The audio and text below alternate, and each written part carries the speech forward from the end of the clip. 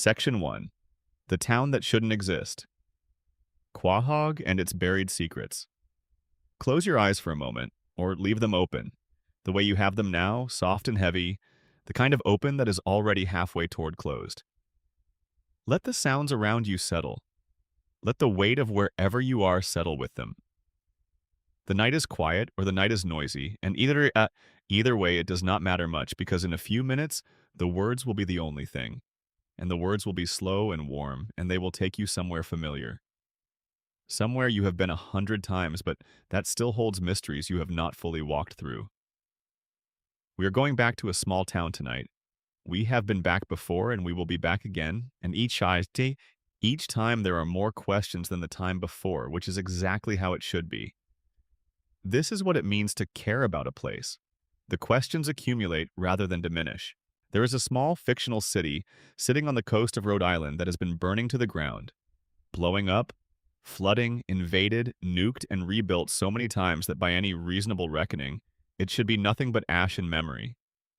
And yet every single week, right on schedule, the lights come back on at 31 Spooner Street. The lawn is somehow still green. The mailbox is still standing. The Griffin family is still exactly where you left them. And the town of Quahog, population impossible to determine, geography impossible to map, history impossible to untangle, carries on like nothing ever happened. That is the first mystery.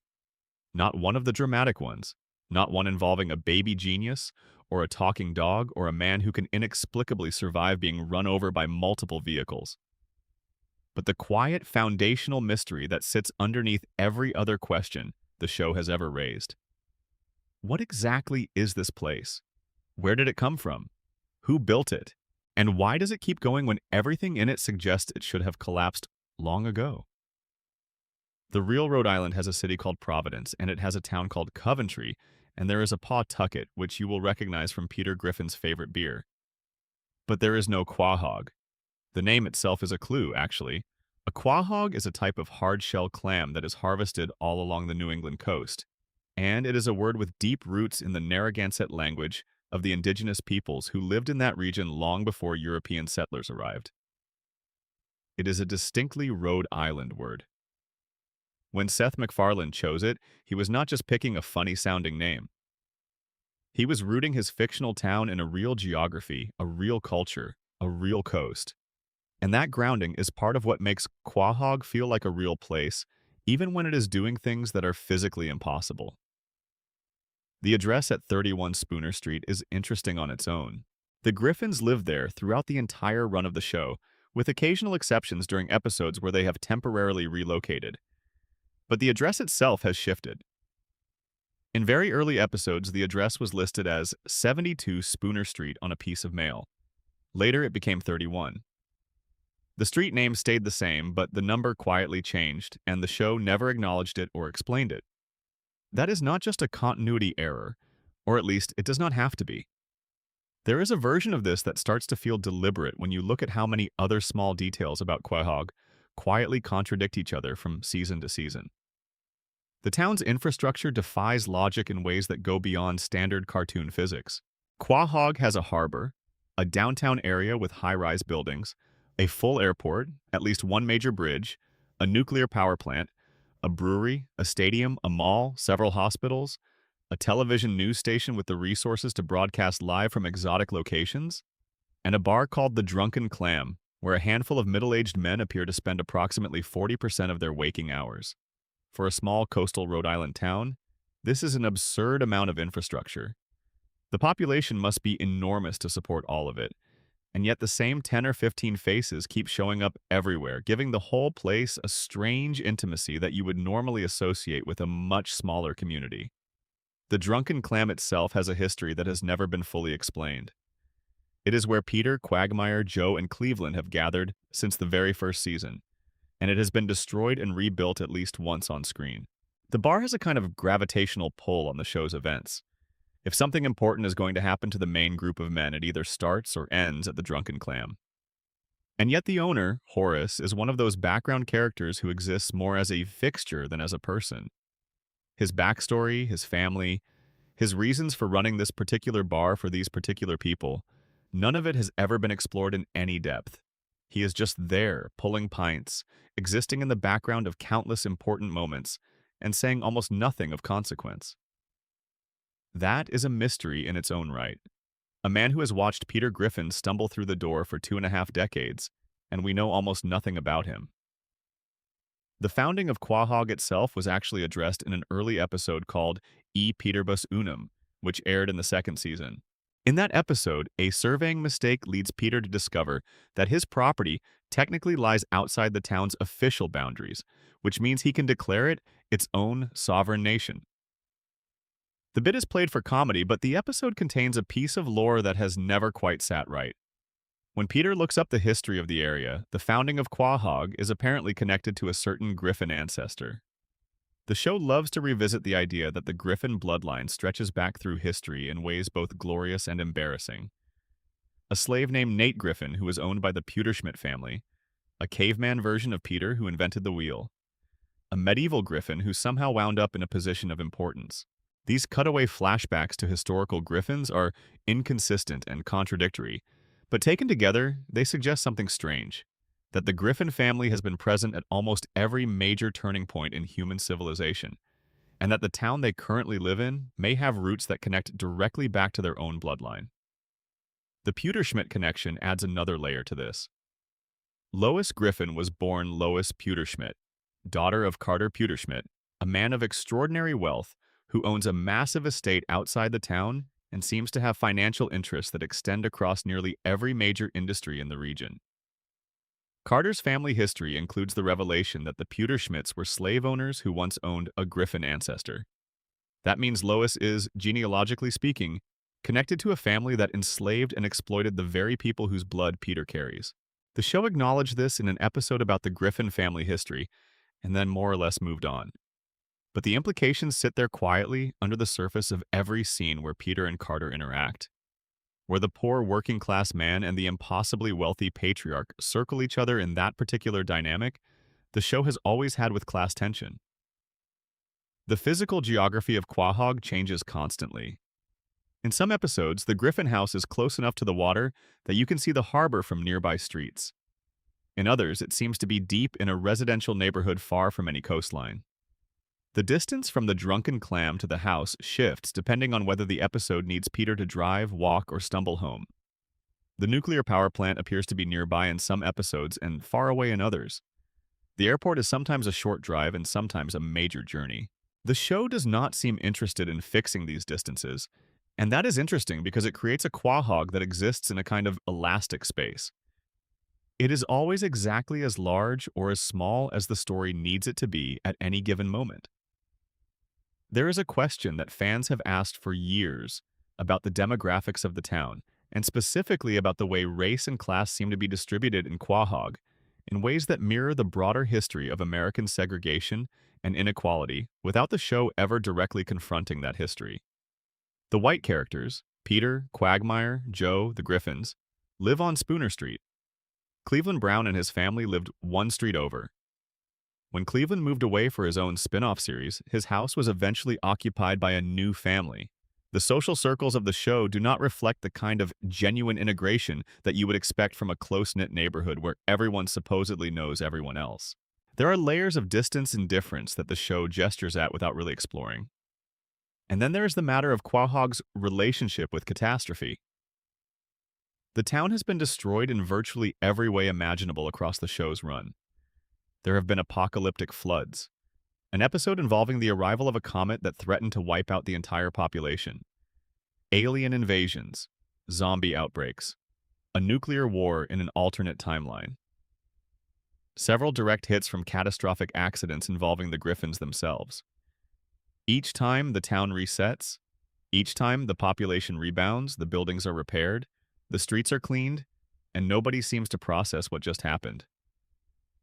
This is standard animated sitcom logic, but there is something about the scale of Quahog's disasters that makes the reset feel particularly strange. By any actuarial calculation, Quahog is the most dangerous place on Earth to live, and yet its residents are inexplicably cheerful about remaining there. The town has its own television news station, Channel 5 News, anchored for most of the series by Tom Tucker. a pompous and self-important man who treats every local story as though it deserves the same gravitas as a major world event. Tom Tucker is another one of those characters who sits at the edge of the show's central drama without ever being fully explained. His career at a small local news station, his relationship with his colleagues, the particular brand of baffled dignity he brings to even the most ridiculous stories. None of it has a backstory that the show has fully unpacked. He was there from the beginning. He will presumably be there at the end. And the camera rolls, and the teleprompter scrolls, and Tom Tucker reads the news with the conviction of a man who believes that Quahog is the center of the universe. Maybe it is. Maybe that is actually the secret the show has been quietly telling all along. That this small, unstable, geographically incoherent coastal town is somehow the axis around which all of animated American life revolves. Every celebrity who has ever existed apparently visits Quahog at some point. Every major world event seems to ripple directly through the lives of 5 or 6 people on Spooner Street. The universe of the show contracts and expands around a fixed point, and that fixed point is a green-lawned house with a yellow dog in the backyard and a baby in an upstairs bedroom who is planning some thing that nobody fully understands yet. That is Quahog, mysterious at its edges, impossible at its center, and somehow entirely real in the way that only a place you have been visiting once a week for 25 years can be. Drop a comment below and let me know where you are watching from and what time it is. I love knowing where in the world you are settling in. And if you are not subscribed yet, now is a great time. It is completely free, and it helps keep this channel going. Section 2. The Age Problem. Nobody ages, and that is deeply strange. Here is a question that sounds simple until you actually try to answer it. How old is Peter Griffin? Go ahead. Try to figure it out. The show has offered multiple answers across its run, and almost none of them are consistent with each other. Peter's age has been referenced as being somewhere in his mid-40s in general terms, but specific episodes have provided specific contradictory numbers.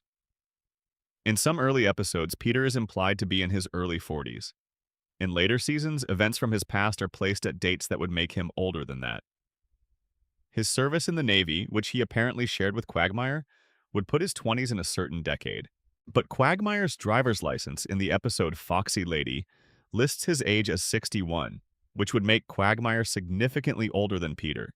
And yet, they are presented throughout the show as contemporaries who came up together. If Quagmire met Peter during their Navy days and Quagmire is 61 when the show depicts him in what appears to be his 40s, the math simply does not work. And that is before you get to the children.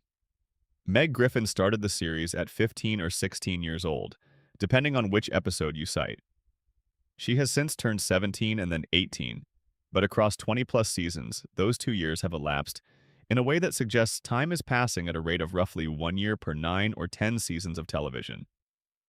By any consistent reckoning, if the show had tracked time realistically from its 1999 premiere, Meg would be approaching her 40s by now. Instead, she is somewhere in late high school or early adulthood, frozen in the amber of a teenage experience that has now stretched across more than 2 decades of real time. Chris Griffin started at 13 and aged to 14 sometime around the 4th season. That is 1 year of aging across 4-plus seasons. He has remained roughly 13 to 14 for the entire subsequent run. If the show were tracking real time, Chris would be in his mid-30s, probably with a career and a mortgage and children of his own. Stewie is the most extreme case. He was 1 year old in the pilot episode. He has been 1 year old for the entire run of the series. In the episode Stewie's First Word, which aired in 2020, 21 years after the pilot, Stewie is still, technically, a baby. He was described as recently having had a second birthday at one point, but the implication of that second birthday was never followed through in a way that actually advanced his age. He is perpetually somewhere in that first year or two of life, which means that across 25 years of real-world time, he has aged approximately 12 to 24 months. The show is aware of this. It has been aware of it for a long time. And it has made jokes about it, broken the fourth wall about it, and generally treated the impossibility of its own timeline as a feature rather than a bug. But the jokes do not actually resolve the mystery. They only acknowledge that the mystery exists. When Brian and Stewie travel back to the pilot episode in Back to the Pilot, the show is essentially inviting you to compare the present version of the characters with their 1999 originals, which highlights not only the stylistic differences between the animation of those two eras, but also the conceptual strangeness of a world in which 2 decades have passed and nothing has changed, except everything has gotten slightly worse. Brian's age is its own separate puzzle. He is a dog, and the show has established that dog years apply to him in certain specific ways. He has been described as 7 dog years old in some episodes and 10 in others. His son Dylan, introduced in season 5, is a teenager, which means Brian either fathered a child very early in his life, or the timeline of his parenthood does not line up with his stated age. Dylan's existence is itself a continuity problem because Brian, as a dog, should logically produce offspring that are at least partly canine. Dylan is entirely human. The show addresses this inconsistency occasionally and then ignores it. What makes the age problem philosophically interesting, rather than just frustrating, is the question it raises about experience and consciousness in the world of the show. If Stewie has been 1 year old for 25 years, has he experienced 25 years of events and simply not aged? Does his remarkable intelligence come partly from the fact that he has been alive and aware and absorbing information for longer than any human infant should be? Or does the show operate on the idea that each episode is a discrete unit of time that does not connect forward or backward in any consistent way? The floating timeline, as it is called by critics of long-running animation, is a device that Family Guy shares with The Simpsons and many other animated series. The premise is that the characters exist in an eternal present. They are always roughly the same age, the world around them always reflects a contemporary setting, and the passage of real-world time does not apply to them in any literal sense. The Simpsons have operated on this principle since 1989, and Bart Simpson has remained in the 4th grade for more than 30 years. The logic is that animation needs to be able to repeat its premise indefinitely without the characters outgrowing it. If Meg actually aged in real time, she would have long since left home, and the show's central dynamic would have collapsed. But Family Guy complicates this in interesting ways. Unlike The Simpsons, which applies the floating timeline so consistently that it almost never creates genuine contradictions, Family Guy is full of episodes that place characters in specific historical moments or reference specific real-world events in ways that create inadvertent timelines. Peter's backstory includes references to specific decades. His relationship with Lois has been dated to a certain era. His career history implies a sequence of events that stretches back through the 1980s and 1990s. And every time the show does one of these historical flashbacks, it creates new inconsistencies with the previous flashbacks because no single coherent timeline can account for all of them simultaneously. The Navy connection is a good example. Peter met Quagmire in the Navy. This has been referenced multiple times, but the episodes that flash back to their Navy days have placed those events in different eras depending on when the episode was written. At one point, the scenes feel like they belong in the 1980s. At another, elements from the 1990s appear. The cultural references shift depending on what the writers needed for a particular joke, and the cumulative effect is a naval career that seems to have taken place across an impossibly long stretch of time. Lois's age is equally slippery. She has been established as being around the same age as Peter, somewhere in her 40s, and yet her backstory includes events that have been placed at different points depending on the episode. Her time at college, her relationship with Peter before their marriage, her family history with Carter and Barbara Puderschmidt, all of these have been depicted in flashbacks that do not always fit together into a single coherent narrative. There is a version of Lois's past in which she was a free-spirited young woman in the 1970s, and another version in which she was a college student in the early 1990s, and these two versions cannot both be true. Joe Swanson was introduced as a capable, respected police officer in a wheelchair, and his backstory involving the injury that put him there has been told in different ways across different episodes. In one telling, it involved a Christmas-themed criminal and a rooftop chase. In another, different details emerged. The show seems to have forgotten what Joe's actual backstory was and replaced it with different versions as needed. What all of this adds up to is a town that exists outside of time in a very particular way. Not in a magical sense, not in the way of a fantasy story where timelessness is the point. In a practical, almost accidental sense, the writers needed the characters to stay the same age so the premise could continue, and so they simply chose not to count the years. The result is a world where people get older in some episodes and do not in others, where the past is whatever the current story requires it to be, and where the question of how old anyone actually is has no definitive answer. The most interesting consequence of this is what it suggests about memory and identity in the show's universe. If Peter has been the same person for 25 years without aging, what does that say about growth? What does it mean to learn from your mistakes in a world where the mistakes never quite accumulate? The show has addressed this in its own way by making Peter's inability to grow or change a central feature of his character, rather than a flaw to be corrected. He is not a person who learns. He is a force that persists. The floating timeline is not just a production convenience. In Family Guy's case, it has become part of the show's philosophical statement about a certain kind of American man who moves through time without being changed by it. And Stewie, still 1 year old in 2026, sits in his crib and builds impossible machines and waits for a birthday that the universe seems determined never to give him. Section 3. The Stewie question. What is he exactly? This one has been argued about since 1999, and the argument has never fully ended, and it probably never will. Stewie Griffin is, on the surface, an infant, 1 year old, born to Peter and Lois Griffin in the town we discussed, raised in an ordinary-seeming house on Spooner Street, dependent on adults for food and transportation and basic physical care in the ways that all infants are dependent. He wears a onesie and sometimes a small collared shirt. He sleeps in a crib. He uses a bottle. He has a beloved stuffed bear named Rupert. He also has a fully operational arsenal of advanced weaponry in his bedroom. The contradiction at the heart of Stewie Griffin is the most sustained and elaborate joke the show has ever committed to, and it operates on multiple layers simultaneously. On one level, it is a simple, absurdist gag. Here is a baby who talks and builds things and is very smart.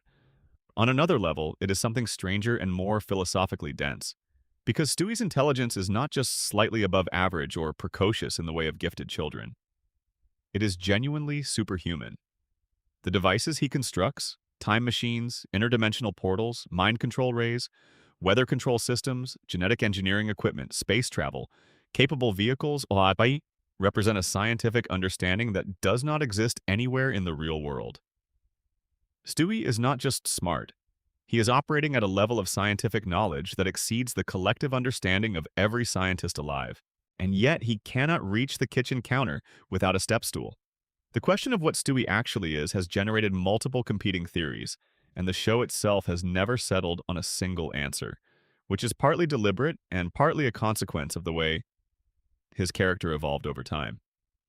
In the early seasons, the dominant interpretation was that Stewie was genuinely dangerous.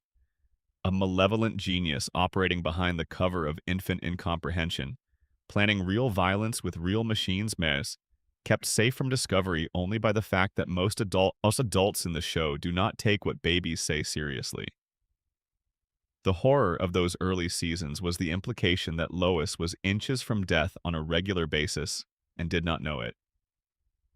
As the show progressed, that horror slowly dissolved into something warmer and more ambiguous.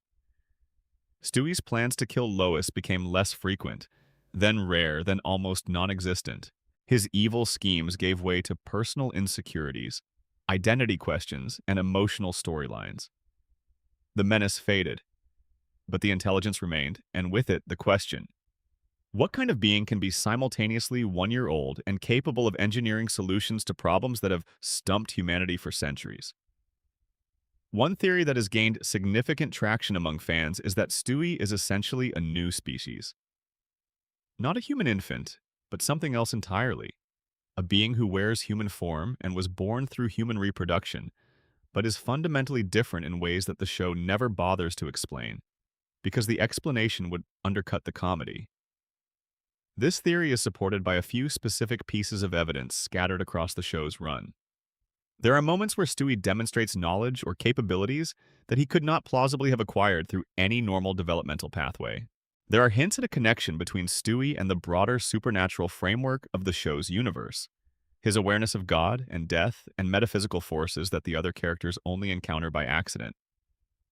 His time machine, which he built in his bedroom, did not just work. It worked perfectly, on the first try. The grandfather paradox is something that Stewie has navigated around multiple times, in ways that suggest he understands the mechanics of time travel at an intuitive level. When his time machine was broken in the episode Yug Ilimaf, causing time to run backward, the show depicted Stewie literally reversing through his own birth, being pulled back into the womb of his mother. The imagery was grotesque and surreal and played for laughs, but it also established something: that Stewie was conscious and communicative before he was born. His awareness preceded his existence. That is not something any normal infant would be capable of. That is something else. The question of who can understand Stewie has its own rich and tortured history, and it is worth spending some real time with it because the inconsistency is not random. It reflects a deeper, unresolved question about whether Stewie's intelligence is somehow invisible to people who are not equipped to perceive it. In the earliest episodes of the show, the understanding seemed to work something like this. Brian, the family dog, could understand Stewie completely. Chris, the teenage son, could sometimes understand him. Peter and Lois, as a general rule, could not. The outside world mostly heard baby babbling when Stewie spoke. This created a beautiful dramatic irony where the audience was in on a secret that the show's adult characters were not. We could hear the elaborate speeches, the calculated insults, the meticulous plans, and we watched as Peter and Lois reacted to those speeches with the distracted warmth of parents who think their baby is making adorable sounds.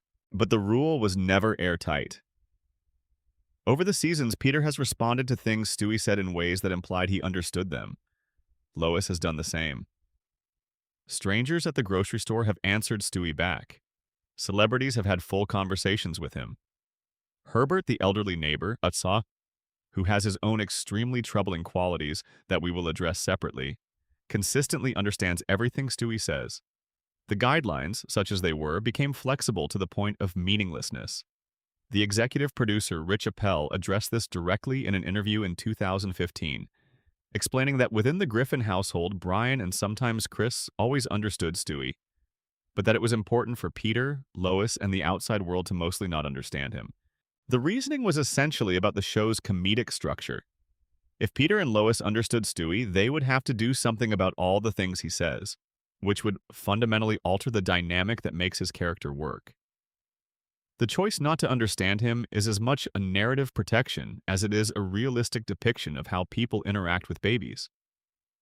But then in season 19, the episode Stewie's First Word took a different approach entirely. In that episode, Stewie becomes so overwhelmed by frustration, bad Wi-Fi and no cookies due to Lent, as the story has it, that he erupts in church with a word that everyone in the building hears and understands perfectly. Not baby babbling, not background noise. A fully articulate expression of frustration that cuts through the usual veil. And after that moment, Stewie reflects on what happened and concludes that people can understand him when he really wants them to, when the emotion is strong enough to break through whatever filter normally sits between his speech and their comprehension. That explanation is elegant in some ways, but it creates new problems.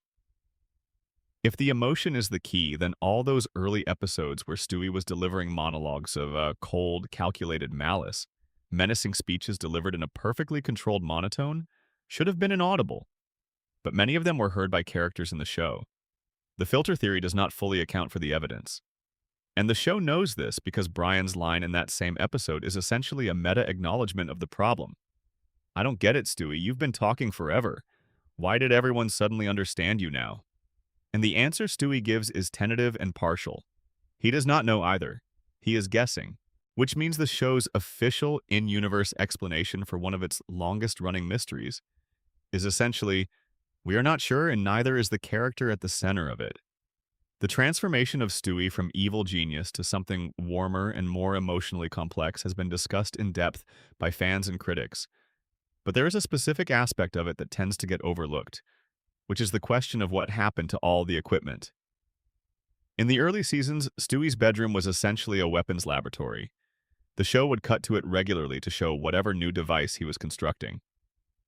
ray guns, a time machine that looked like an enormous metal contraption, mind control devices, genetically engineered creatures. By any reasonable reckoning, this baby had more military-grade hardware in his room than most NATO members. Where did it all go? When Stewie's character shifted toward emotional stories and buddy adventures with Brian, the weapons did not disappear from the show's universe so much as they stopped being focal points. The time machine persisted because it was too useful a narrative device to abandon. But the arsenal, the grand schemes, the elaborate machinery, it faded from view. And the show never explained what became of it.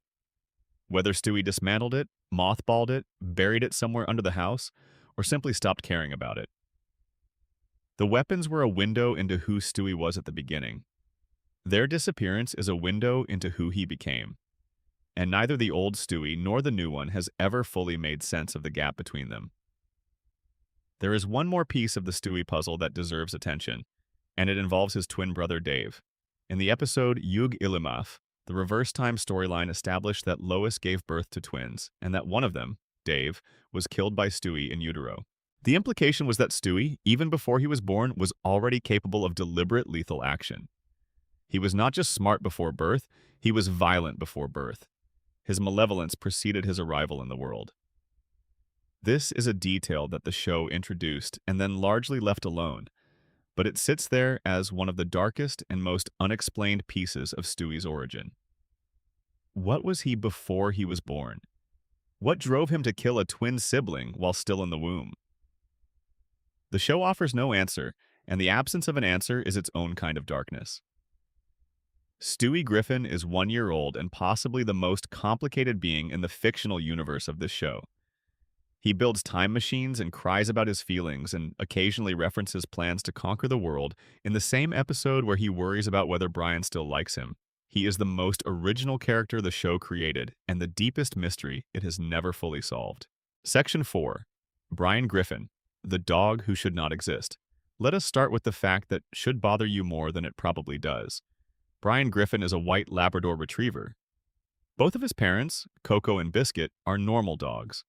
Ordinary animals with no apparent anthropomorphic qualities, no capacity for speech, no intellectual gifts beyond what you would expect from a reasonably well-trained domestic dog. They live on a farm in Austin, Texas. They bark. They do dog things. They are, by every indication, entirely ordinary members of their species. Their son Brian walks upright, drives a car, holds a martini glass, reads literature, discusses existentialism, holds down jobs in multiple fields including writing, journalism, and briefly pornographic film production, and has carried on romantic and sexual relationships with multiple human women. The show has never explained this. Never once. In over 25 years of episodes, not a single character has looked at Brian and said, "Hold on, why exactly are you like this?" The other characters treat his humanity as entirely unremarkable. Peter treats him as a friend and roommate who happens to also be the family dog.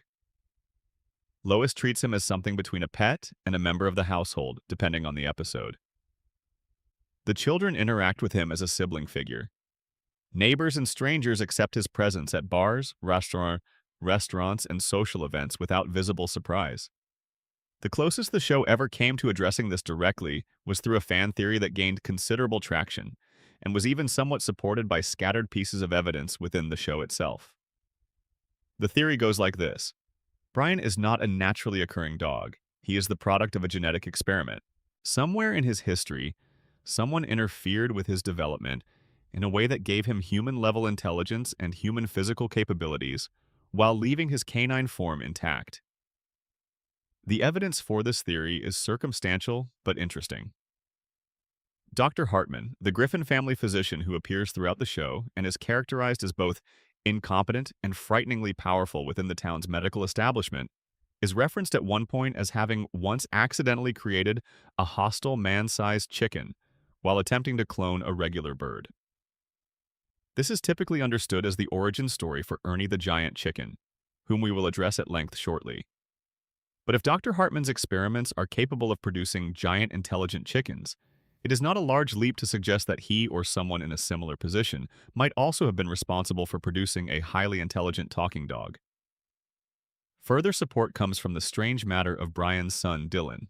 Brian is a dog. He reproduced, we are told, with a human woman named Tracy. The result was Dylan, who is entirely human. Not partly canine, not a hybrid in any detectable way. Just a regular human teenager who happens to have a dog for a biological father. This is biologically impossible in any framework we understand, and the show offers no explanation. But if Brian's intelligence and physical capabilities were the result of genetic modification rather than natural biology, then it is at least conceivable that his genetic contribution to a child could be modified in ways that produce a human-presenting offspring. The question of why Brian can walk upright is related to this. Normal dogs do not have the skeletal structure or the musculature to walk bipedally over extended periods. Brian walks upright consistently, uses his forelimbs as arms and hands, and displays fine motor control that a dog's paw structure should not permit. His body is depicted as canine. He is drawn as a dog, not as a human in a dog costume, but he uses it as a human uses a human body. This is either narrative shorthand that the show decided not to address, or it is evidence of a body that has been physically modified to accommodate a different kind of life. Brian's emotional and psychological profile also supports the idea that something unusual happened in his origins. He is not simply a dog who learned to talk. His inner life is thoroughly human in its organization. He experiences loneliness, ambition, creative frustration, romantic longing, and the specific kind of self-deception that characterizes a person who knows they are falling short of who they want to be but cannot stop themselves from continuing. He suffers in specifically human ways. His depression, his alcoholism, his tendency to become infatuated with women who are wrong for him, these are not animal behaviors. They are the behaviors of a person who has absorbed enough human experience to be shaped by it in the deepest ways. And yet, there are moments in almost every season where Brian suddenly, and without warning, does something that is unmistakably animal in nature. He will chase a car. He will react with distress to a specific sound. He will engage in scent-marking behavior that he is immediately embarrassed by. He will revert, for a moment, to something much closer to pure instinct, and then recover and pretend it did not happen. These moments are mostly played for comedy, but they are also genuinely poignant in the way that they suggest Brian has never fully reconciled the two natures that coexist in him. He is human enough to be ashamed of his animal instincts. He is animal enough to keep having them. The story of how Brian came to live with the Griffins has two versions that directly contradict each other, and the show has never resolved the contradiction. In the episode Brian, Portrait of a Dog from the first season, it is stated that Peter found Brian wandering as a stray and took him in. This is the original backstory, presented clearly and without ambiguity. But in a later episode called The Man with Two Brians, Brian shows the family home videos of himself as a small puppy, and in those videos, he is already in the Griffin house. If Brian was a stray that Peter found as an adult, he should not have puppy footage from inside the Griffin home. But there he is, small and young and already somehow there. The show attempted to revisit this in a later episode called Shortcuts, which confirmed the adoption story and added the detail that Brian had left behind a dog friend named Shredder when Peter took him in, and that Shredder had been angry with him ever since. But this episode did not address the puppy footage, leaving the two origin stories in a state of permanent unresolved coexistence. Brian's relationship with his birth parents is another area the show opened and then left largely unresolved. His mother Biscuit is depicted in one episode as having abandoned the litter, which the show frames as the source of many of Brian's psychological issues. His neediness, his fear of abandonment, his tendency to seek approval from people who will not give it to him. His father Coco is barely mentioned. The farm in Texas, the life he was born into before he became the creature he is now. It sits in his past as a kind of origin wound that the show acknowledged once and then walked away from. What makes all of this strange and sad in equal measure is the fact that Brian is aging.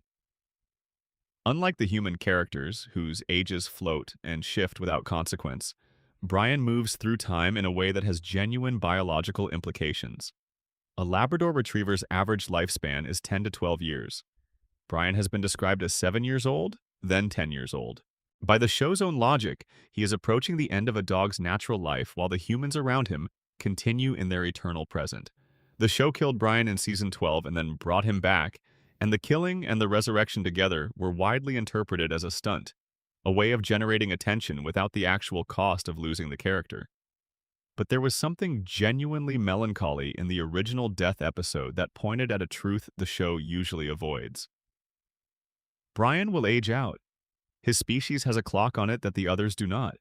And whatever he is, whatever unusual and unexplained combination of nature and modification and chance produced him, he is running on a shorter timeline than everyone around him knows or acknowledges. A talking dog who walks upright and reads Proust and is afraid of dying alone. That is Brian Griffin, a mystery in a martini glass, waiting for someone to explain him. Section 5. The Death Problem. When dying means nothing. Characters die in this show all the time. Let us be specific about that, because specificity is what makes it interesting. In the 25-plus year run of Family Guy, characters have been killed on screen with considerable regularity. Some of these deaths are brief, cutaway gag deaths, where a character is eliminated for a quick joke and reappears in the next scene without explanation. Some are more sustained deaths that affect the episode's story. And some, a very small number, are presented as significant, meaningful events that the show treats with dramatic weight. The problem is that almost none of the deaths actually stick. There is a character named Jonathan Weed who is Peter's boss at the happy-go-lucky toy factory in the first few seasons. In an episode called Mr. Saturday Night, Weed chokes to death on a dinner roll at a party. He is gone. He is dead. He never appears in the show again, and the factory job that he supervised is simply no longer part of Peter's story, replaced by the Pawtucket Brewery job that becomes Peter's home base for the rest of the series. Jonathan Weed's death is one of the few permanent ones in the show's history, and the show barely acknowledged it as significant. Contrast that with the death of Diane Simmons, the news anchor who was one of Tom Tucker's colleagues at Channel 5 News. She was killed in the Season 9 premiere, and then there were fewer, shot by a sniper in what turned out to be a murder mystery episode. Her death was meant to be permanent, and it largely was. She has not come back. But the episode also involved the return and subsequent death of James Woods, the actor who had been a recurring character in the show, and his death was handled in a way that left ambiguity about whether it was truly final. The death of Muriel Goldman, Mort Goldman's wife, who appeared as a background character at various points in the show's run, was also treated as permanent. She was killed in the same episode as Diane Simmons. She never came back, and Mort, her husband, continued to appear in the show as a grieving widower, which was the show doing something it does very rarely, maintaining a consequence across multiple episodes. But then there's the death that everybody remembers, the one that made national news in 2013, and the subsequent resurrection that made people furious. Brian Griffin was hit by a car in Season 12. It happened mid-episode, quickly and without the dramatic buildup that you would normally associate with a character death. He was in the street, and then he was not. The family gathered around him. They said goodbye. He died. A new dog named Vinny arrived to fill the space he left. The episode was devastating in a way that Family Guy almost never allowed itself to be, because Brian was genuinely beloved, and the show found a way to make his death feel real and unfair and sudden in a manner that reflected actual grief. And then 2 episodes later, Stewie used his time machine to go back and push Brian out of the path of the car that killed him, and Brian came back as though none of it had happened. The fan response was enormous and largely negative. The resurrection was interpreted as a ratings play by. The show had generated massive attention with the death, watched the numbers, decided the attention was more valuable than the emotional impact, and undid it as quickly as possible. Seth MacFarlane addressed this afterward in various interviews, suggesting that the death was always intended to be temporary and that the grief arc was part of the story. But the speed of the reversal, literally 2 episodes, made it very hard to accept that interpretation. What the Brian death and resurrection accomplished, beyond the obvious ratings boost, was to establish something important about the show's universe. Death in this world is not necessarily permanent, and the decision of whether or not a death sticks is made not by the internal logic of the story, but by external factors that the characters themselves have no control over. Stewie's time machine was the mechanism But the real force behind Brian's return was the audience's attachment to the character. He came back because people wanted him back. This raises a genuinely troubling question about the nature of death in the Family Guy universe. If Stewie possesses a time machine capable of reversing deaths, and if he has now used it to save Brian, why does any death in this world carry weight? Every subsequent character death exists in the shadow of Brian's resurrection. Every time a character seems to be in genuine danger, the audience now knows in the back of their mind that Stewie could theoretically undo it. The time machine has become a kind of narrative safety net that sits under all the drama and prevents it from ever fully landing. The show seems aware of this because subsequent time travel episodes have gone to some lengths to establish that the machine is unreliable, difficult to use, and prone to catastrophic side effects. The episode Yug Ilimaf built an entire story around the machine malfunctioning in terrifying ways. The rules around what it can and cannot do have been deliberately kept vague and shifting, so that the audience can never be entirely sure when it is and is not available as a solution. Death as a character, the robed figure voiced first by Norm Macdonald and later by Adam Carolla, presents another layer of the mystery. Death in this show is a person, or at least a being with personhood, who has his own problems, his own insecurities, and his own social life. He twisted his ankle while chasing Peter Griffin in Death is a Bitch, and had to stay at the Griffin house while he healed.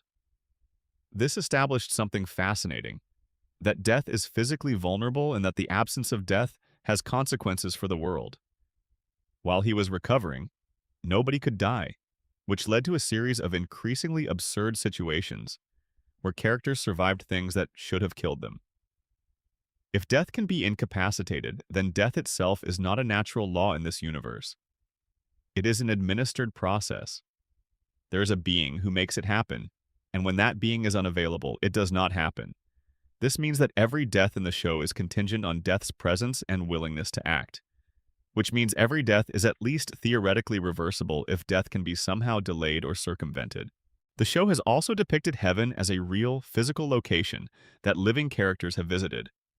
In the episode 3 Acts of God, Peter and his friends travel to heaven to confront God about football. They get there, they meet God, they have a conversation, they come back. If heaven is a place you can visit while alive and then return from, what does that say about what it means to die and go there? If death is the door to a location that living people can apparently access, is death really an ending at all in this universe? Or is it more like a relocation to a different part of the same world? The character of Bonnie Swanson, Joe's wife, was pregnant for several seasons in a row, the kind of ongoing pregnancy that can only exist in a show where time does not pass consistently. When she finally gave birth to baby Susie, it was treated as a significant event. But by that point, the pregnancy had been running for long enough that the audience had almost stopped expecting a resolution. Bonnie's impossible pregnancy is a minor mystery in comparison to the others, but it is a good illustration of how the show's relationship with time and biological processes is consistently strange. Death in Family Guy is a ritual. The characters go through the motions of it. They grieve. They hold funerals. They change their lives in response to loss. But the losses do not accumulate in the way that real losses do, because the world around the characters absorbs each death and then reconstitutes itself without the wound. The only thing that changes is the emotional residue, the grief that characters carry briefly before the reset comes and the status quo reasserts itself.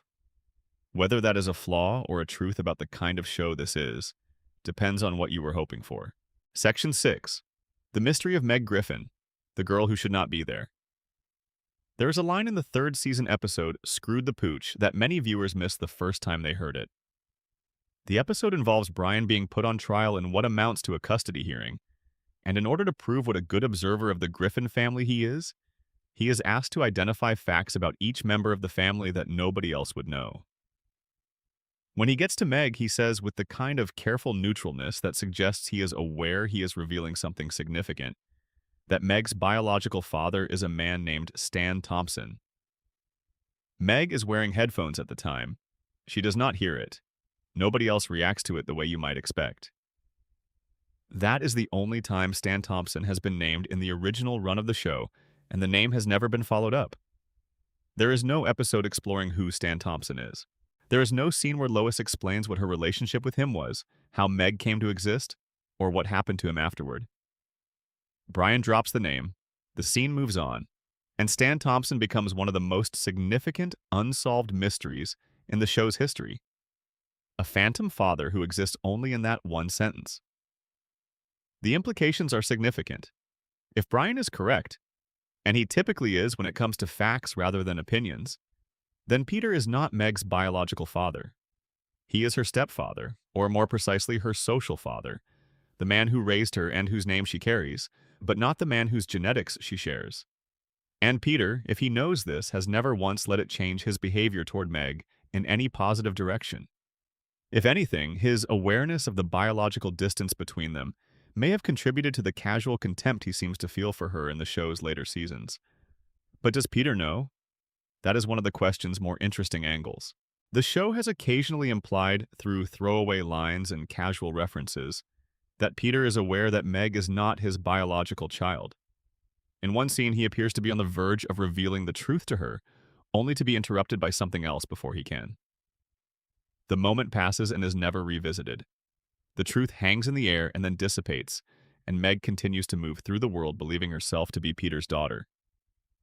What do we know about Stan Thompson from the evidence available? Almost nothing. He was someone Lois was involved with before or during her relationship with Peter. The timing has never been established. He apparently fathered a child and either did not know, did not care, or actively chose not to be involved. The name itself is aggressively ordinary, almost designed to tell you as little as possible about who this person is. Stan Thompson could be anyone. A college classmate, an old boyfriend, someone Lois met during a period of her life that the show has never depicted in detail.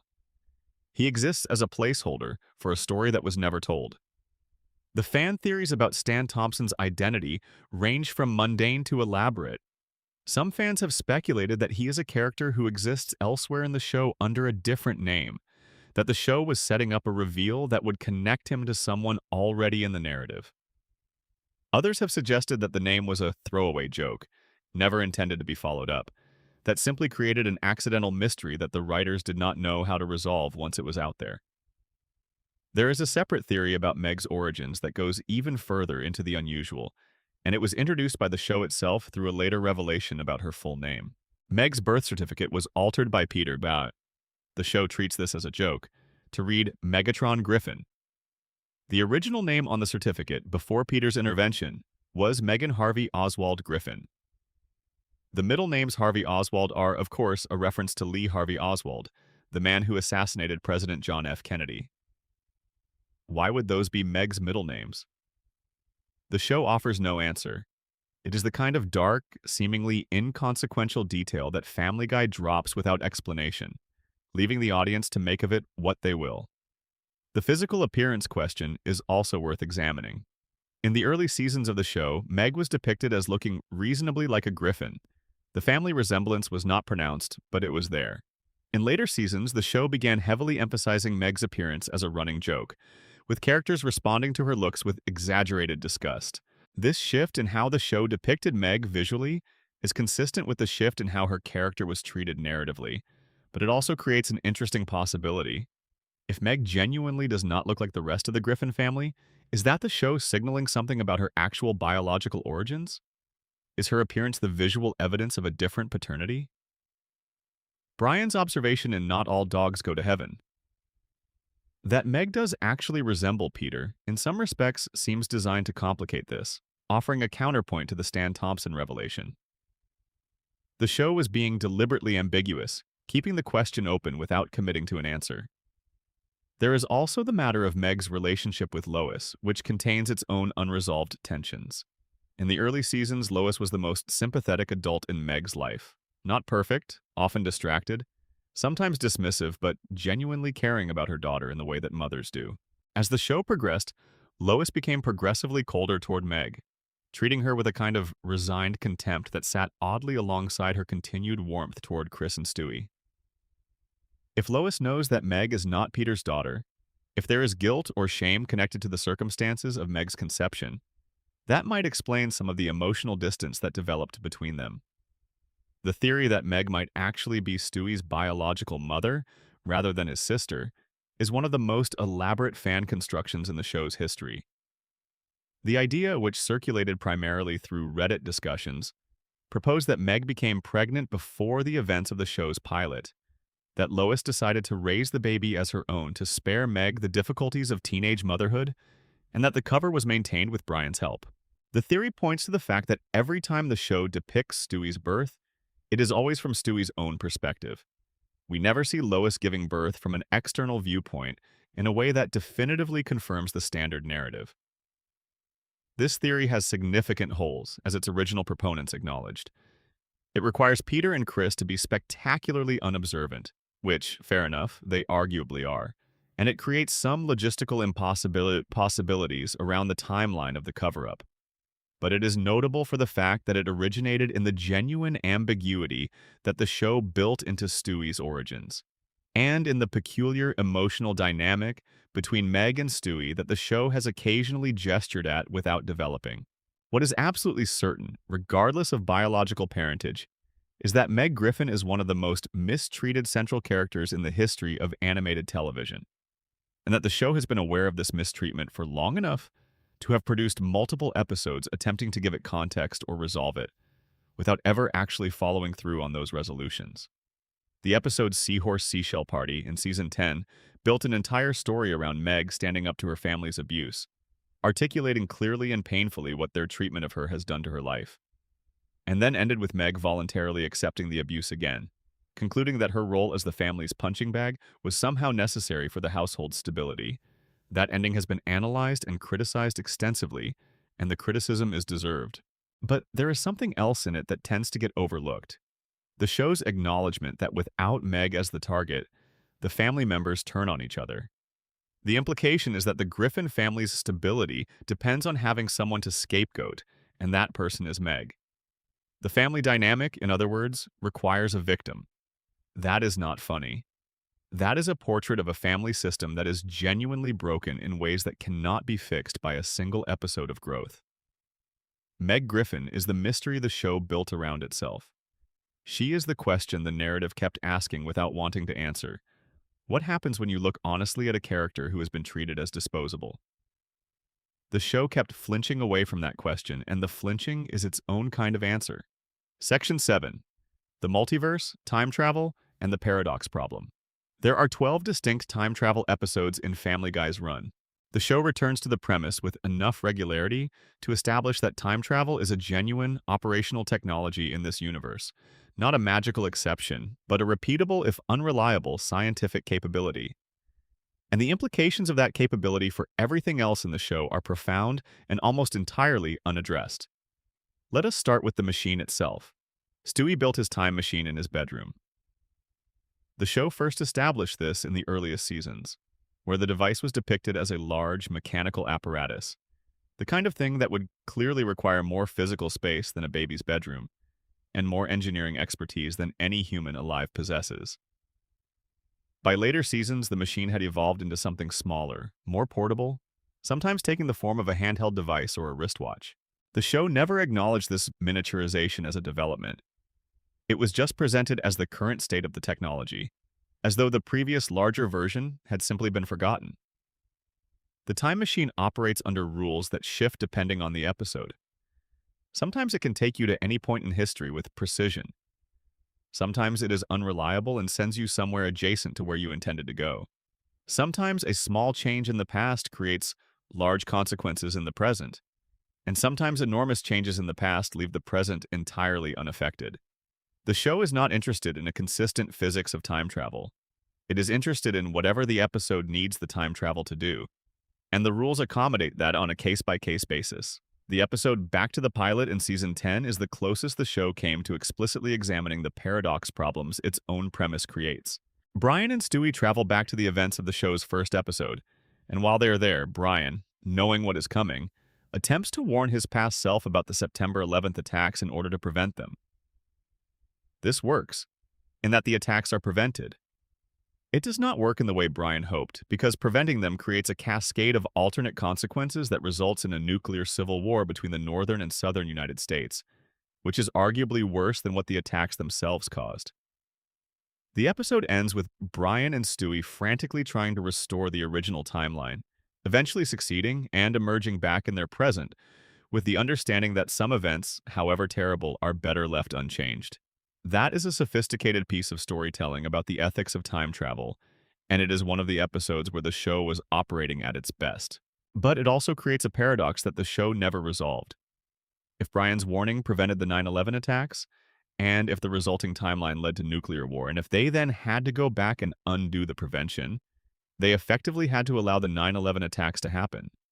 They had to actively choose to let thousands of people die in order to prevent a nuclear war. The episode treats this as a comedy beat rather than the genuinely troubling moral scenario it actually is. The multiverse, introduced in the Season 8 episode Road to the Multiverse, added a different kind of complexity to the show's metaphysics. The episode establishes that there are infinite parallel universes existing alongside the primary Family Guy universe, each one representing a different branching point in history.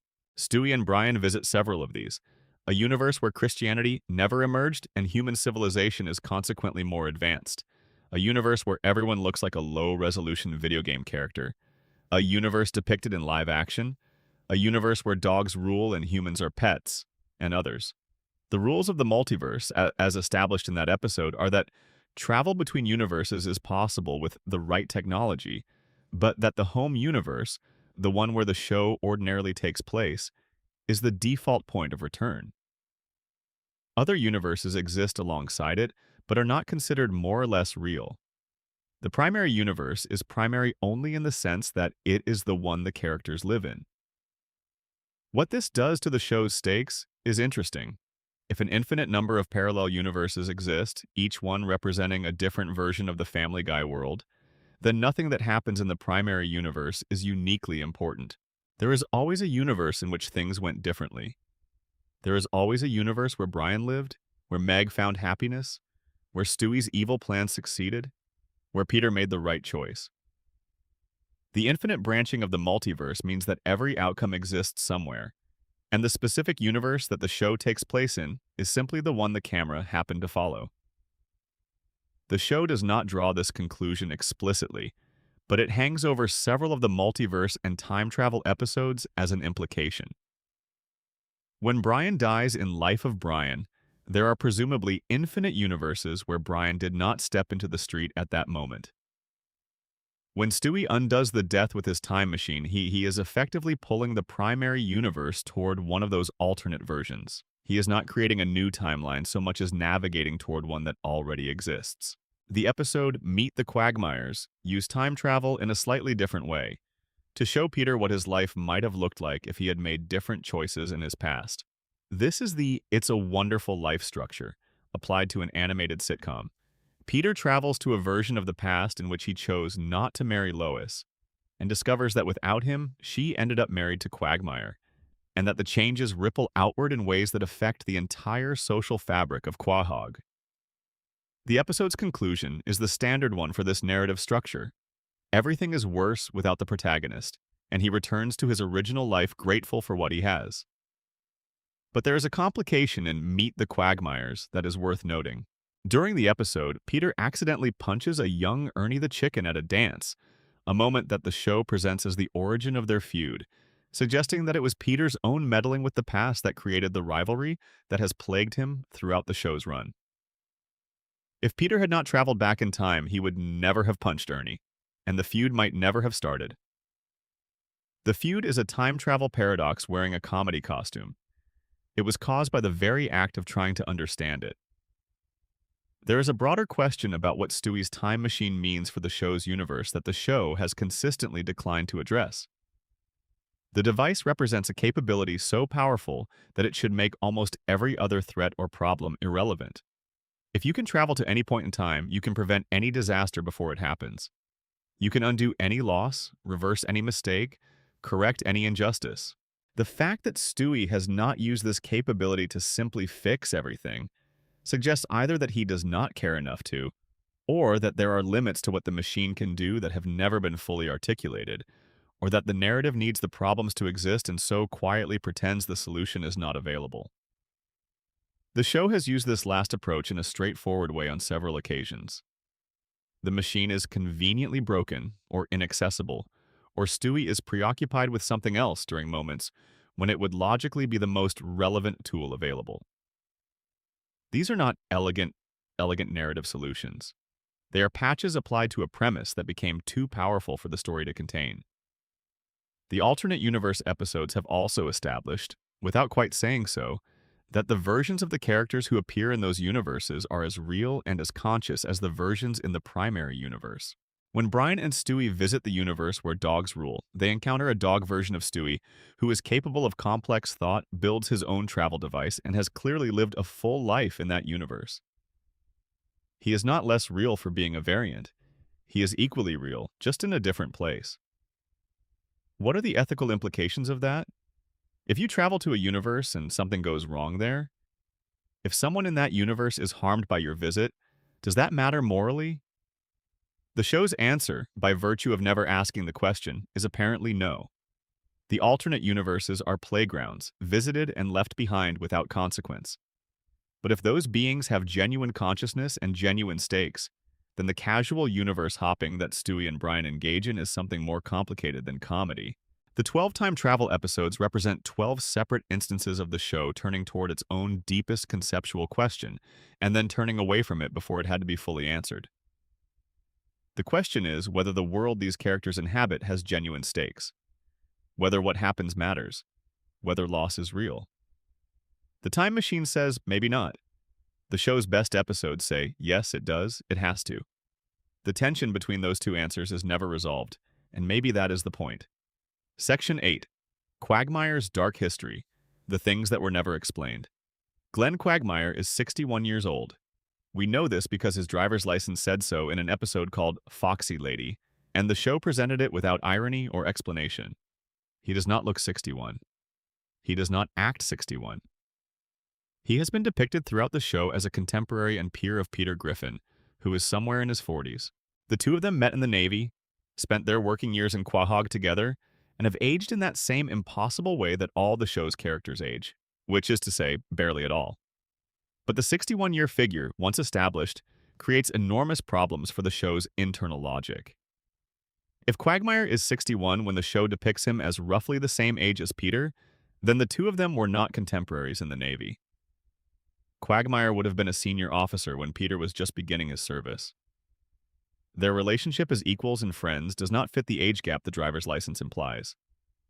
And Quagmire's youthful sexual exploits, referenced in stories set in the 1986, would have occurred when he was genuinely young, but by the timeline of the show he would have been in his late 30s in 1986, which does not match the characterization at all. The show's response to this contradiction has been to simply continue as though the driver's license figure was a joke and not a piece of canon information. Quagmire remains ageless, sexually hyperactive, and perpetually caught in some private decade of his own that does not correspond to any period the other characters seem to inhabit. What we know about Quagmire's actual history is fragmentary and strange. He was born with the last name Quagglechek and later changed it to Quagmire. The reason for this change has never been explained. His mother, Crystal, appears to have been a fairly conventional woman, but his father's identity is one of the show's more elaborate reveals. Glenn's father is Ida Davis, a transgender woman who transitioned at some point before the episode in which she first appeared.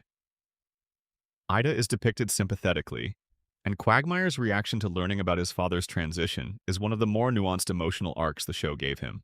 But the backstory of Ida's life before and during transition, the circumstances of Quagmire's childhood, and the nature of his family relationships, none of it has been developed beyond what appeared in that single episode and its aftermath.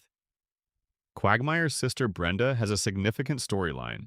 She was in an abusive relationship, and the show addressed it in an episode that received considerable critical attention for its direct and uncharacteristically serious treatment of domestic violence.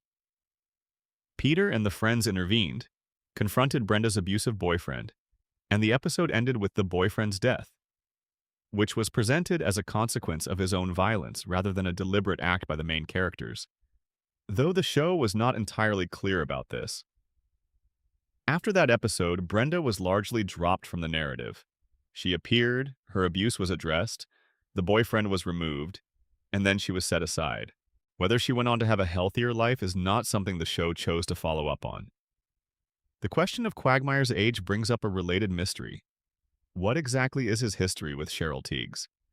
The show established early on that Quagmire had a genuine, deep emotional attachment to a woman named Cheryl Tiegs, notably a real person, the American model who was one of the first boss major supermodels of the 1970s and 1980s. Quagmire's obsession with Tiegs is treated as the show's way of explaining why he is the way he is with women. He lost the woman he genuinely loved, and every subsequent conquest has been an attempt to fill a space that cannot be filled. This is actually a fairly sophisticated piece of characterization for a show that tends to play its characters at surface level, and it is one of the things that makes Quagmire more interesting than he might otherwise be. But the specifics of the Tiegs connection are never explored. How did they meet? What was the nature of their relationship? When and how did it end? The reference hangs there as a backstory that the show gestured at and then declined to develop. Quagmire carries this wound from an unshown past, and the show uses the wound to explain his present behavior without ever showing what caused it.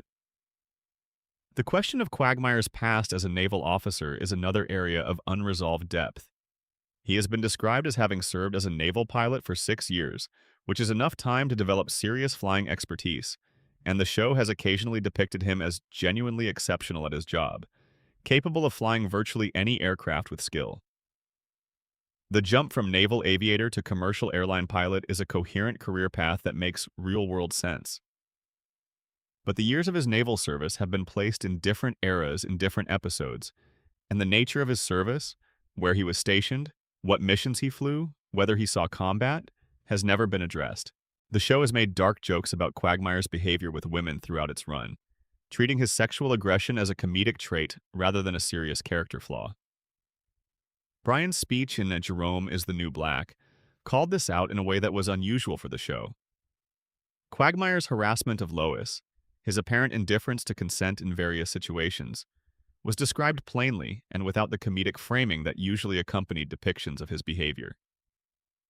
The speech was meant to establish Brian's hypocrisy through contrast with Quagmire, but it also constituted the show acknowledging that Quagmire's behavior is, by any reasonable standard, deeply problematic.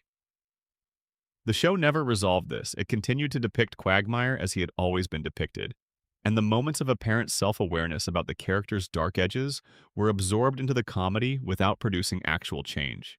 There is a version of Quagmire whose past contains genuine damage, the lost love, the complicated father, the sister in an abusive relationship, the suggestion that his relationships with women are driven by something wounded rather than something celebratory. That version is never quite the one the show commits to. He is always just enough of a monster to be edgy and just enough of a friend to be likable. And the space between those two things is a mystery the show never entered. The daughter he discovered he had and then gave up for adoption is perhaps the most significant unresolved element of his character. In the episode where an infant was left on his doorstep by a former partner, Quagmire was forced to face the reality of fatherhood, navigated it with characteristic ineptitude, and ultimately put the baby up for adoption, because he believed he could not provide what she needed. The episode was surprisingly emotional, and it ended on a note of genuine pathos. Where that daughter is now, whether she was adopted into a good family, whether Quagmire thinks about her, the show has not returned to this. It is another door opened and then left slightly ajar, with what is on the other side of it remaining permanently unknown. Section 9. Ernie the Giant Chicken. The feud with no true origin. There is a giant chicken named Ernie who appears in Quahog, Rhode Island, at irregular intervals over the course of more than 2 decades of television. When he appears, he and Peter Griffin immediately attempt to kill each other in extended, hyper-violent combat sequences that destroy significant portions of the surrounding environment and cause untold civilian casualties. The fights end with Peter apparently killing Ernie. Then, in the closing seconds of the scene, you see Ernie's eye open. He is alive. He is always alive. This has happened many times. The origin of the feud is, according to the episode Da Boom, an expired coupon. Ernie gave Peter a coupon that had passed its expiration date. Peter was upset about this, and the resulting conflict escalated into the first of many near-lethal battles between them. On the face of it, this is one of the most gloriously stupid premises the show ever committed to. A years-long feud of extraordinary violence, rooted in one of the most trivial transactional irritations of everyday consumer life. But the expired coupon, simple as it sounds, does not fully explain the feud. It explains the first conflict. It does not explain why that first conflict escalated to the level it did. It does not explain why Ernie, presumably a rational being with his own life to live, devoted decades of his existence to periodically emerging from whatever corner of Quahog he inhabits and hunting down Peter Griffin for another round. And it does not explain why Peter, upon seeing Ernie, immediately responds with violence, rather than attempting to resolve the original grievance. The time travel complication adds another layer. In Meet the Quagmires, Peter travels back in time and accidentally punches a young Ernie at a dance. A bystander pulls Ernie back and tells him to calm down, because he will probably never see the guy again. But Ernie, in his past self, had the exact same reaction to Peter's accidental punch that he would have to every subsequent encounter: pure, immediate fury. This suggests that the feud was always going to happen regardless of the coupon, because there is something about Peter and Ernie that generates this particular dynamic regardless of the specific triggering incident. The coupon was a spark, but the fuel was already there. Where did the fuel come from? That is the question the show has never answered. There are hints scattered across Ernie's appearances that his hostility toward Peter is embedded in some deeper incompatibility. A clash of natures rather than a response to a specific slight. In some of their fights, Ernie pursues Peter with a relentlessness that goes beyond reasonable grievance, and Peter's escalation in response suggests that he too has an investment in the conflict that exceeds what an expired coupon should reasonably justify. The suggestion from the Villains Wiki entry, which in turn seems to draw on scattered DVD commentary, that Ernie might have been created in Dr. Hartman's lab as a genetic experiment is one of the most interesting explanations available. If Ernie is an artificially created being, an experiment in genetic engineering that produced a large, highly capable, emotionally intense creature, then his relationship to the ordinary world of Quahog is inherently fraught. He exists in a gap between species. He is neither a normal chicken nor a normal human. He does not belong to any recognized category of being in this world. And that kind of categorical displacement, the experience of being a creature that should not exist, but nevertheless does, might generate the particular quality of barely contained rage that the show depicts. Peter, of course, is no stranger to existing in a similar gap. He is a man of implausible stupidity and implausible resilience, capable of surviving things that should kill him, possessing strength and durability that exceed anything a real human could manage. In some episodes, Peter has demonstrated an almost supernatural ability to sustain damage, being crushed, thrown, stabbed, shot, and run over, and recovering in time for the next scene. There is a version of Peter that is also not quite a normal human, who exists at the edge of the possible, and whose body operates by rules that do not correspond to ordinary biology. Two beings who should not exist, circling each other in a town that should not exist, fighting because an expired coupon gave them permission to do what they were always going to do anyway. That is Ernie and Peter. That is the feud. And Ernie's eye keeps opening at the end of every fight because some things cannot be killed. The most recent significant development in the feud came in a later episode where Meg, of all people, intervened in a fight between Peter and Ernie. Having finally come into her own as a character capable of genuine action, Meg ended the fight by killing Ernie. Definitively, it seemed. This would be a significant narrative moment. The character who spent most of the show's run as a punching bag was the one who finally ended a feud that the show's central male character could never resolve. The symbolism is interesting, though whether it represents a genuine turning point in how Meg is treated by the show's narrative machinery remains to be seen. If Ernie is truly dead this time, the show loses one of its most reliable structural devices: the periodic appearance of a threat that recalibrates the energy of any episode it enters. If he comes back, as he has after every previous apparent death, then even Meg's victory is ultimately temporary, and the eye will open again, and it will start again, and the question of why this keeps happening will remain exactly as unanswered as it has always been. Section 10. God, Death, and the Strange Physics of the Family Guy Afterlife. In the episode Death is a Bitch, Peter accidentally writes his own name on a life insurance form with the word dead, creating a bureaucratic record that Death takes to be accurate and prompting Death to come to the Griffin house to collect him. During the resulting encounter, Death trips on something in the yard and twists his ankle. He cannot work while injured, so he moves in with the Griffins and convalesces on their couch, while Peter agrees to kill people on his behalf in exchange for his own life being spared. This is genuinely one of the more theologically interesting premises a sitcom has ever built an episode around. Think about what is being established here. Death is a physical being who can be injured. His ability to work is contingent on his physical health. In his absence, the process of dying is suspended. The show depicts people surviving events that would normally kill them during the period when Death is off duty. This means that death, in the Family Guy universe, is not a natural process. It does not happen automatically as a consequence of biology or physics. It happens because a specific being performs a specific act of collection. Remove the being and the collection stops. The mortality of every living thing in this universe is therefore dependent on the operational capacity of a single, somewhat awkward supernatural figure who can trip over things in people's yards. The episode also establishes that Death has a social life, insecurities, and aesthetic preferences. He is characterized throughout as a teenage rebel type, the kind of entity who feels misunderstood and unappreciated, who is tired of always being associated with bad things when he is, after all, just doing a necessary job.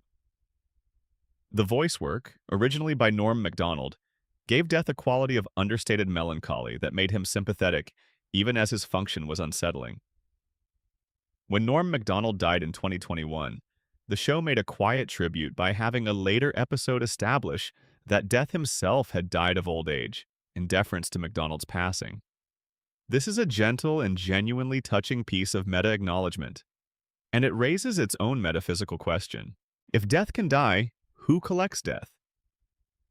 The show did not address this. The implication is that the process manages itself, or that another being steps into the role, or that the show simply did not feel the need to resolve the logical implications of its own tribute. God, as depicted in the show, is a different kind of mysterious. He is present and active in the world, but in the manner of a being who has other things to do and is often somewhat distracted from the specific concerns of the people who pray to him. The episode 3 Acts of God involves Peter and his friends traveling to heaven to confront God about the New England Patriots losing football games, because God is apparently using his omnipotence to mess with the outcomes. God is depicted as powerful but also capricious, prone to acting on personal preferences rather than cosmic justice, and mildly indifferent to the suffering he causes. In the episode Untitled Griffin Family History, the show's account of how the universe began is presented as God igniting a lighter near a fart, creating the Big Bang. This is a deliberate deflation of cosmic significance. The universe was not created through divine intent or conscious design, but through a mundane accident involving bodily gas. The implication is that the universe itself is the result of a mistake, which might explain quite a lot about why everything in it functions the way it does. God and Jesus have a complicated relationship in the show's universe. Jesus appears occasionally and is depicted as aware of the gap between what he taught and what has been done in his name. God is depicted as aware of his own inadequacies as a parent. In one of the Fanon Wiki entries we encountered in our research, God is characterized as someone who has sent his son to live with other parents and sees him only occasionally, more like a distant relative than a devoted father.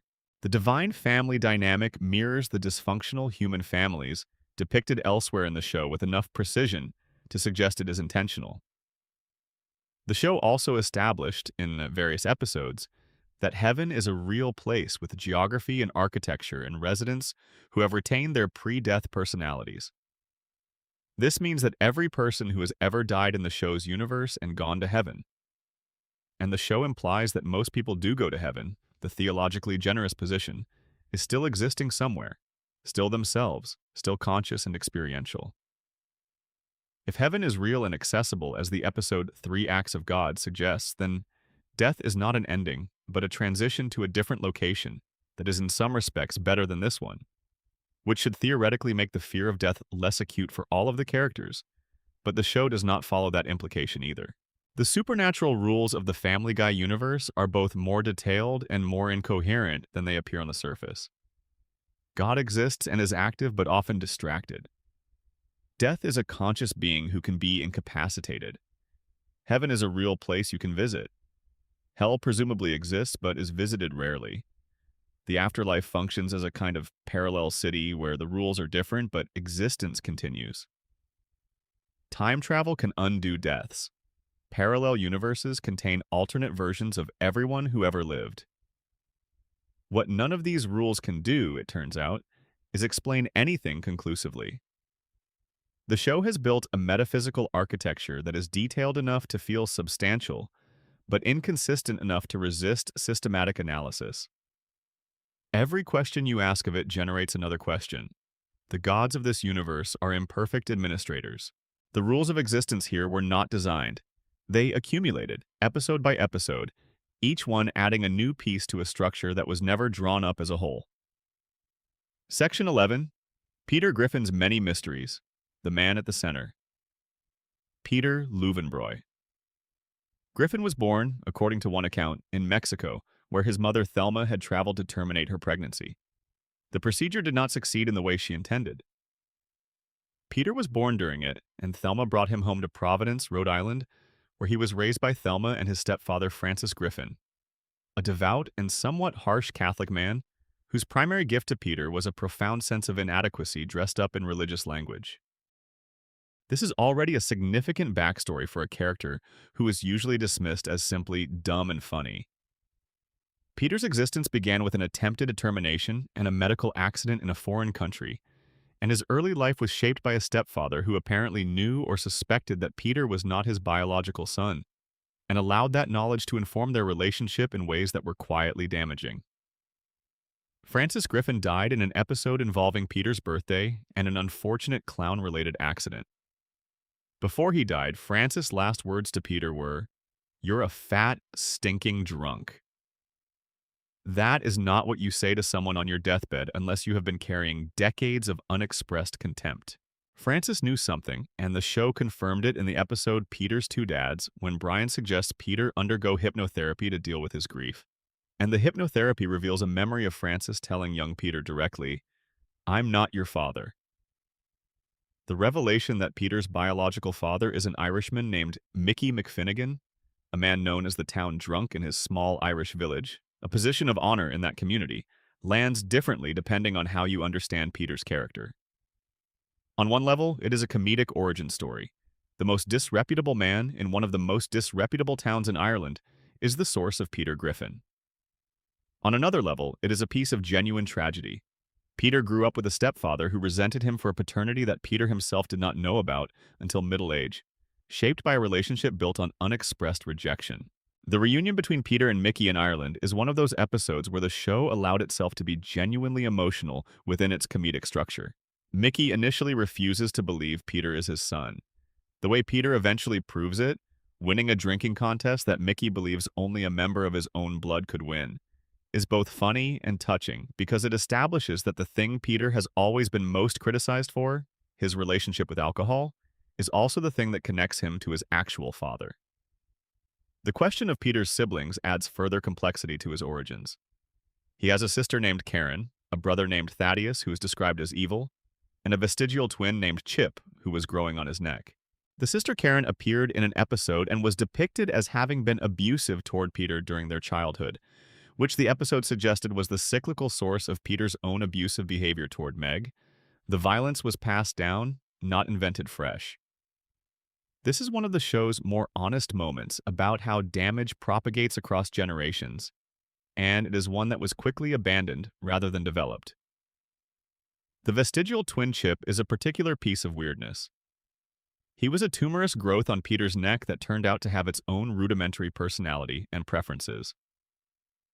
The medical removal of Chip was treated as a loss, with Peter grieving the twin he never properly knew. This is a grotesque piece of body horror that the show played entirely for comedy, but it also establishes something about Peter's body that sits oddly alongside everything else. His physical constitution is not normal. He absorbs damage that would kill a human being. He has an extra consciousness growing on his neck. He was born in circumstances that should have prevented his birth. He is, in some fundamental way, not quite a standard human animal, just as Brian is not quite a standard dog. The show's exploration of the Griffin family history, which extended through flashback episodes depicting various ancestors across multiple eras, consistently suggested that the Griffins are a family connected to history in improbable ways. There is a Griffin at virtually every major turning point. In ancient times, in the biblical era, during the slave trade, during silent film, during World War II. The family has been present at the creation and the devastation of things, cycling through history in the same way Peter cycles through the events of each episode, mostly causing chaos and occasionally stumbling into something important, surviving everything. Peter's relationship with his wife Lois is one of the central relationships of the show, and it contains its own unsolved layers. The class difference between them, the wealthy Pewterschmidt daughter and the working-class Griffin man, has been a source of both comedy and genuine tension throughout the series. Carter Pewterschmidt's obvious distaste for Peter has never fully resolved into acceptance, even as the show has given them episodes of grudging mutual respect. The marriage itself has weathered extraordinary stresses, including infidelities both real and threatened, periods of near divorce, and the gradual erosion of warmth that we discussed in the context of the show's general decline. But there's a specific mystery in the Lois and Peter relationship that has never been resolved. What did Lois see in Peter to begin with? The show has flashed back to their early relationship, and even the early Peter, before the Flanderization made him genuinely cruel, was not an obviously appealing partner for a woman of Lois's background and intelligence. The show's explanation, to the extent that it has one, is love. Irrational, unexplainable love that exists because the story requires it to. But Lois's choice to marry Peter, to leave her wealthy family's expectations, and build a life in a modest house on Spooner Street, with a man whose limitations were apparent from the beginning, is itself a mystery that the show gestures at periodically, without ever fully inhabiting. Peter Griffin's birth name, according to various episodes, is actually Justin Peter Griffin. Why was he renamed Peter? Who made that decision? The show mentions it without exploring it, one more piece of a backstory that is simultaneously over-detailed and incomplete. The man at the center of Family Guy is a mystery assembled from fragments. A Mexican birth, an Irish father, a resentful stepfather, abusive siblings, a son from a twin who should not have been, a body that cannot die, a mind that cannot grow, a love that cannot be explained, a life that cannot be measured because the clock that governs it does not work right. Peter Griffin should not exist. He exists anyway, loudly, every week, generating consequences that ripple through a town full of people who have long since learned to just accommodate the disturbance. Section 12. The Future That Never Came. What Was Left Unresolved. There is an episode called Stewie Griffin, The Untold Story, that functions as a feature-length Family Guy special and contains within it a segment called Stu and Stewie's Excellent Adventure. In this segment, Stewie travels to the future and encounters an adult version of himself. A sad, middle-aged man named Stu who lives alone in a small apartment and works at a pizza place and has not fulfilled any of the extraordinary potential that baby Stewie demonstrated in those early seasons. This future Stu is not evil. He is not a genius. He has become ordinary in exactly the way that the original Stewie seemed to be evolving, toward as the show moved him away from world domination and toward emotional storylines. The tragedy of Stu is that he represents the logical conclusion of Stewie's arc, the genius who had every tool available to him and chose, or drifted, into a life of comfortable mediocrity. Stewie is horrified by this vision of himself. He resolves to not become Stu, but he never quite follows through on that resolution in any definitive way because the show moved in the opposite direction, making Stewie progressively softer and less ambitious, progressively more interested in emotional connection and less in grand schemes. The future that The Untold Story warned against became, in some ways, the future the show was building toward all along. The special also introduced other future versions of the characters. Chris working at a Hooters-type restaurant, Meg having undergone gender transition and living as a man named Ron, Lois having remarried after Peter's death. These were intended as jokes, presented with the show's standard commitment to dark comedy rather than earnest prediction. But they also represent the only extended look the show ever took at what might happen to these people over time. And the picture they painted was of a family that dissolved rather than grew, whose members scattered into lives defined by disappointment rather than fulfillment. The Megas Ron element is particularly interesting in the context of everything we have discussed. Meg, the most consistently mistreated member of the family, the character who was denied agency and happiness across more seasons than any other, ends up in this future version having made a radical choice about her identity. Whether this is being read as liberation or as a continuation of Meg's tendency to escape herself rather than confront the world that has hurt her depends on the viewer, and the show did not seem particularly interested in resolving the question. The futures for Brian and Stewie were not shown in the same way, partly because their relationship with time is already so complicated by the time machine and the multiverse that any specific future would immediately be subject to revision. But there is something haunting in the absence of a future for them specifically. The show's two most metaphysically interesting characters, the ones who have had the most direct access to the mechanics of time and possibility, have no settled future. They exist in an eternal present, always in motion, always in the middle of something. The relationship between Stewie and Brian is itself one of the show's most significant unresolved elements. It was introduced gradually over the first few seasons and became the show's central emotional pairing by the post-revival era. The depth of their friendship, the love that Stewie showed for Brian during and after his death, the selfless act of traveling back in time to save him, suggested that this was the show's genuine heart, the relationship that mattered most. But the show has never quite committed to what that relationship means about both of them. Does Brian understand what Stewie is, yay? Does Stewie understand what Brian is? Has either of them ever been honest with the other about the full extent of what they know? The characters who were introduced and never fully resolved represent their own category of mystery. Herbert, the elderly neighbor, whose persistent interest in teenage boys has been handled as a running joke throughout the show, despite being one of the more genuinely disturbing character concepts in modern animation, has never had his backstory meaningfully explored. He exists in Quahog as a recognized fixture, interacted with by the main characters without serious alarm, and the dissonance between what he is and how he is treated is one of the show's most consistent and most uncomfortable aspects. Tom Tucker, the news anchor, has been in every season of the show and has never had his full story told. His son Jake, born with an upside-down face and a joke that became one of the show's recurring bits, is treated as a comedy prop rather than a character with any interior life. The relationship between Tom and the broader broadcast media world he inhabits, the relationships between local television and the events it covers, the way news is shaped and constructed and performed, has never been the subject of genuine examination, despite the show having access to these questions through Tom's presence. Joyce Kinney, the news anchor who replaced Diane Simmons and who shares a complicated history with Lois dating from their college years, is another character whose potential has been largely unrealized. The episode that introduced their shared history was striking and specific, a dark story about betrayal and the lasting damage of certain kinds of humiliation. And it gave both women genuine depth that the show has not returned to with any consistency. The question of what Family Guy was ultimately about, what cumulative statement it was making about family, about America, about class and violence and love and time, is perhaps the deepest unresolved mystery of all. The show has been running for 25 years.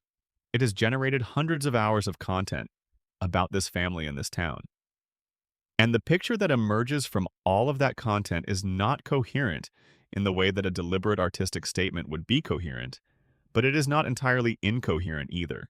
There is something there. There is a portrait of a certain kind of American family at a certain kind of American moment, making certain kinds of American choices. And the portrait is honest in its way, even when it is ugly. The Griffins love each other.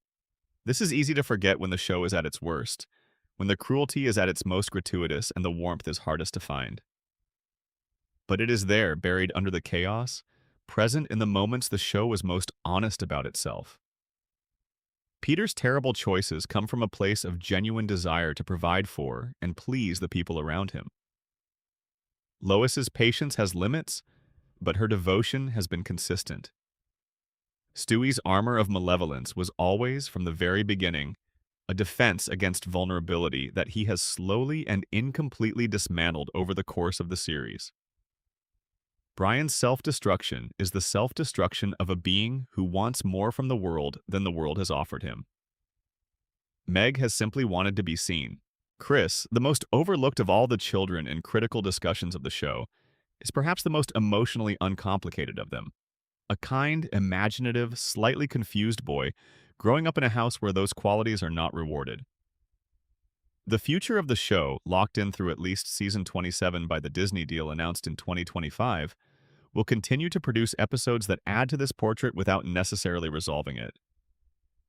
The mysteries will remain mysteries because the show has learned over 25 years that the mysteries are part of what keeps people watching. You want to know what Stewie is. You want to know who Meg's father is. You want to know why Ernie keeps coming back. You want to know what Brian was, really, in his deepest nature. You want to know what this town is and why it keeps surviving. The answers, if they existed, might disappoint you. The questions, asked quietly in the dark while you are finding your way towards sleep, have a particular kind of comfort in them. They are familiar. They are warm in the way that long familiarity is always warm, even when what you are familiar with is chaos and uncertainty, and a family that keeps breaking and repairing itself in ways that never quite hold.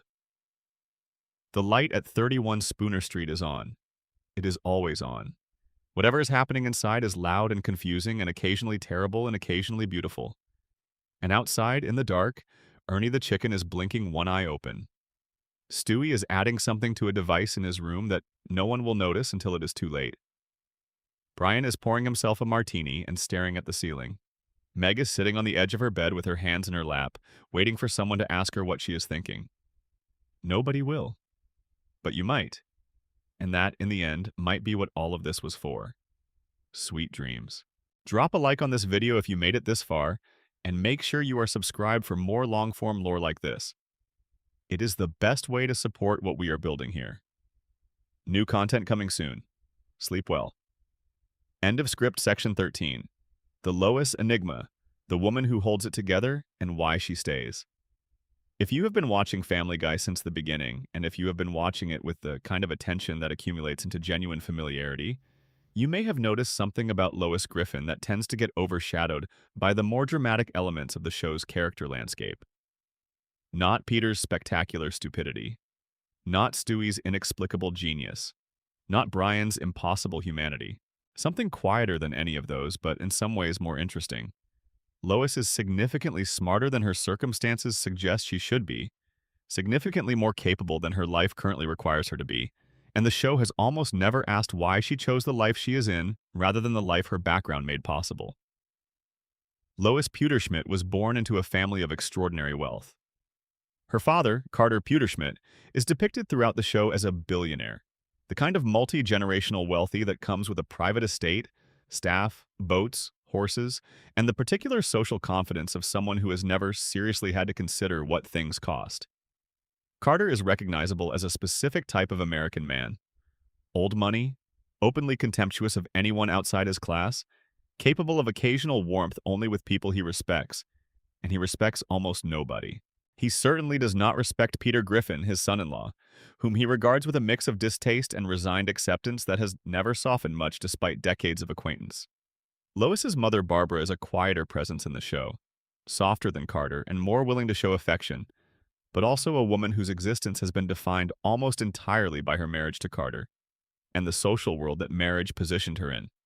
Barbara represents, in some ways, the version of Lois that could have been if Lois had stayed in the Pewterschmidt orbit and played the role that wealthy families typically assign to their daughters. The fact that Lois chose Peter is one of the show's foundational mysteries. It is presented as the premise, the given condition from which the show departs, and so it is never quite examined the way it would be if it were a narrative problem to be solved. But it is worth examining.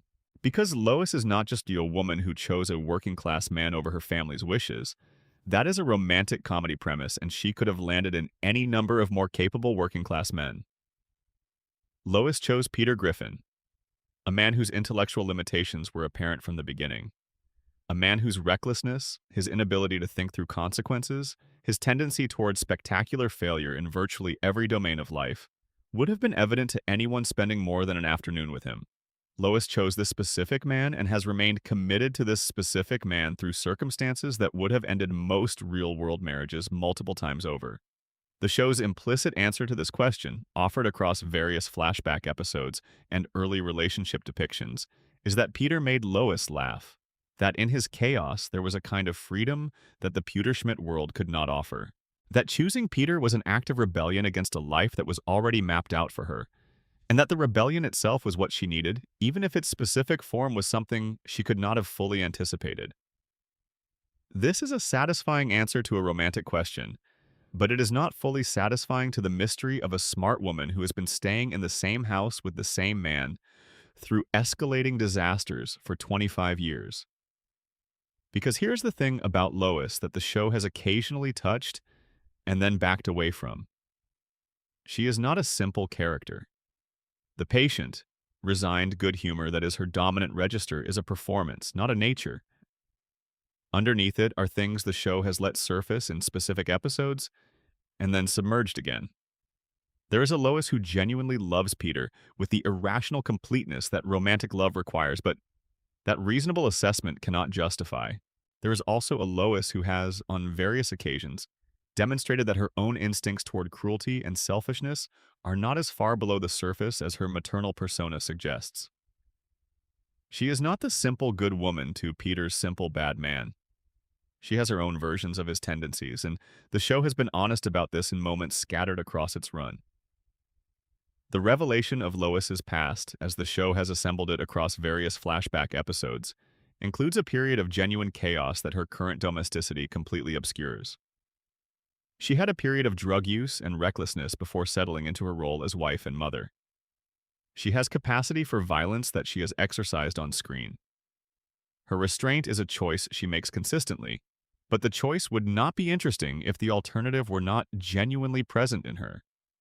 The Lois who is patient with Peter's disasters is patient because she has decided to be patient, not because she lacks the other option.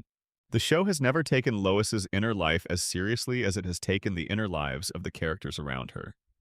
She is the center of the household, the person whose decisions organize the daily life of everyone else in the Griffin home. And yet she is the character about whom the show has asked the fewest genuinely curious questions. Why does she stay? What does she want for herself, separate from her role? What would her life look like if she stopped performing patience and just lived the way her instincts suggested? These questions are present in the character as the show has drawn her. They have just never been the focus of a sustained narrative. The relationship between Lois and Meg is, as we discussed in an earlier section, one of the show's most troubling ongoing dynamics. But what has not been examined as closely is the specific nature of Lois's coldness toward Meg in the show's later seasons, and whether that coldness connects to the question of Meg's biological parentage. If Lois knows that Meg is Stan Thompson's daughter, and the circumstances of Meg's conception, whatever they were, are things Lois would know even if Peter does not, then her behavior toward Meg is complicated by something the show has never made explicit. Guilt, perhaps, or a kind of distance that she maintains because too much closeness would require confronting something she has not fully processed. Or simply the human tendency to be less generous toward people whose existence reminds you of something difficult in your past. None of this has been resolved. It is another layer in the deep, unexamined subtext of a character who has been present in every episode of this show since its premiere and has never been fully known. Section 14. Joe Swanson and the Nature of Heroism in a Town That Cannot Change. Joe Swanson was introduced in the first season of Family Guy in an episode called A Hero Sits Next Door, and the title tells you exactly what the episode was designed to establish. Joe is a hero. He is a police officer. He is in a wheelchair, the result of an injury sustained in the line of duty. Though the specific circumstances of that injury have been retconned across the show's run in ways that create their own small mystery. He is the cool new neighbor, He is someone whom Peter initially fears will outshine him in the eyes of his friends and family, and then comes to respect. The show deployed Joe's character with a specific kind of respect in those early episodes. His disability was part of his characterization without being the point of his characterization. He was capable. He was tough. He could do things despite the wheelchair that people with full mobility might not be able to do because he had developed a kind of compensatory strength and focus that his situation demanded. He was genuinely the hero the episode's title called him. What happened to Joe over the subsequent seasons is a slow erosion that is worth paying attention to because it mirrors the broader pattern of character decline that we discussed in the context of Peter and Brian. Joe went from being the competent, respected member of the friend group to being the member who was most consistently the subject of mockery. His disability, which had been a characteristic, a feature of who he was that he navigated with skill, became a punchline. His wife Bonnie fell out of love with him in ways the show depicted with some sympathy but also with a kind of resignation that suggested it was the inevitable consequence of his limitations. The friends who once genuinely admired him began treating him with the same casual cruelty they directed at each other and at Meg. The backstory of Joe's injury is one of the show's most reliable continuity problems. The original telling placed it in a confrontation with a criminal named the Grinch, a Christmas-themed criminal who wounded Joe in a rooftop chase. Later episodes retold this origin with different details. The specific circumstances shifted depending on what the episode needed. The core fact remained. Joe was injured in service, was confined to a wheelchair as a consequence, continued to serve anyway. But the particulars became unstable in the way that most of the show's biographical particulars are unstable. His wife Bonnie's impossible pregnancy, she was visibly pregnant for several seasons in a row before finally giving birth, is one of the show's most cheerfully acknowledged continuity problems, the kind that the show seems almost proud of having allowed. The baby, Susie, eventually arrived and is now a peripheral character in the way that the children of peripheral characters tend to be in this kind of show. Present when the episode needs them, absent when it does not, aging at the same impossible rates as everyone else in Quahog. Joe's police work is another area where the show's floating attention to continuity creates interesting ambiguities. He is a police officer in a small Rhode Island city, and the show has given him everything from domestic disturbance calls to counterterrorism operations to supernatural investigations, depending on what the episode required. The Quahog Police Department seems to be simultaneously a small local force and a law enforcement body with resources and jurisdiction that no real local police department possesses. Joe navigates both versions of his department without any visible sense that they are different things, which is because in the show's geography, they are not.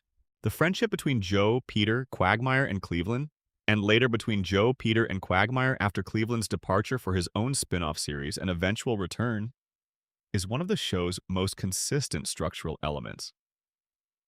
The 4 men at the bar, then 3, then 4 again when Cleveland came back, constitutes the social foundation of Peter's world outside his family. What the show has been less consistent about is what these friendships actually mean to the men who inhabit them. In the early seasons, the friendship felt like something genuine, the specific warmth of people who have known each other long enough that the knowing itself has become a comfort. They liked each other. They watched out for each other. They told each other the truth, even when the truth was uncomfortable. As the show progressed, the friendships became more transactional, more spiked with casual cruelty, more defined by the things the men did to each other than by the things they did for each other. The warmth was still there in individual moments, but it was harder to locate in the overall texture of their interactions. Joe Swanson deserved more than the show gave him. That is not a complex, analytical conclusion. It is simply what you feel when you watch his trajectory from respected hero to reliable punchline. He was introduced as the standard by which the other characters were measured and found wanting, and then the standard was quietly lowered to match them, and nobody in the narrative noticed or mourned what was lost. Section 15. Cleveland Brown and what his departure revealed. Cleveland Brown was one of the original 4, and his departure from Family Guy for his own spin-off series, The Cleveland Show, which ran from 2009 to 2013, is one of the more interesting pieces of the show's structural history, partly for what it tells you about what Cleveland brought to the original group. Cleveland was the gentle one. Among four men who could all be described in various ways as volatile, reckless, or inclined toward bad decisions, Cleveland was the one who responded to the world with the most consistent warmth and the most visible effort at emotional restraint.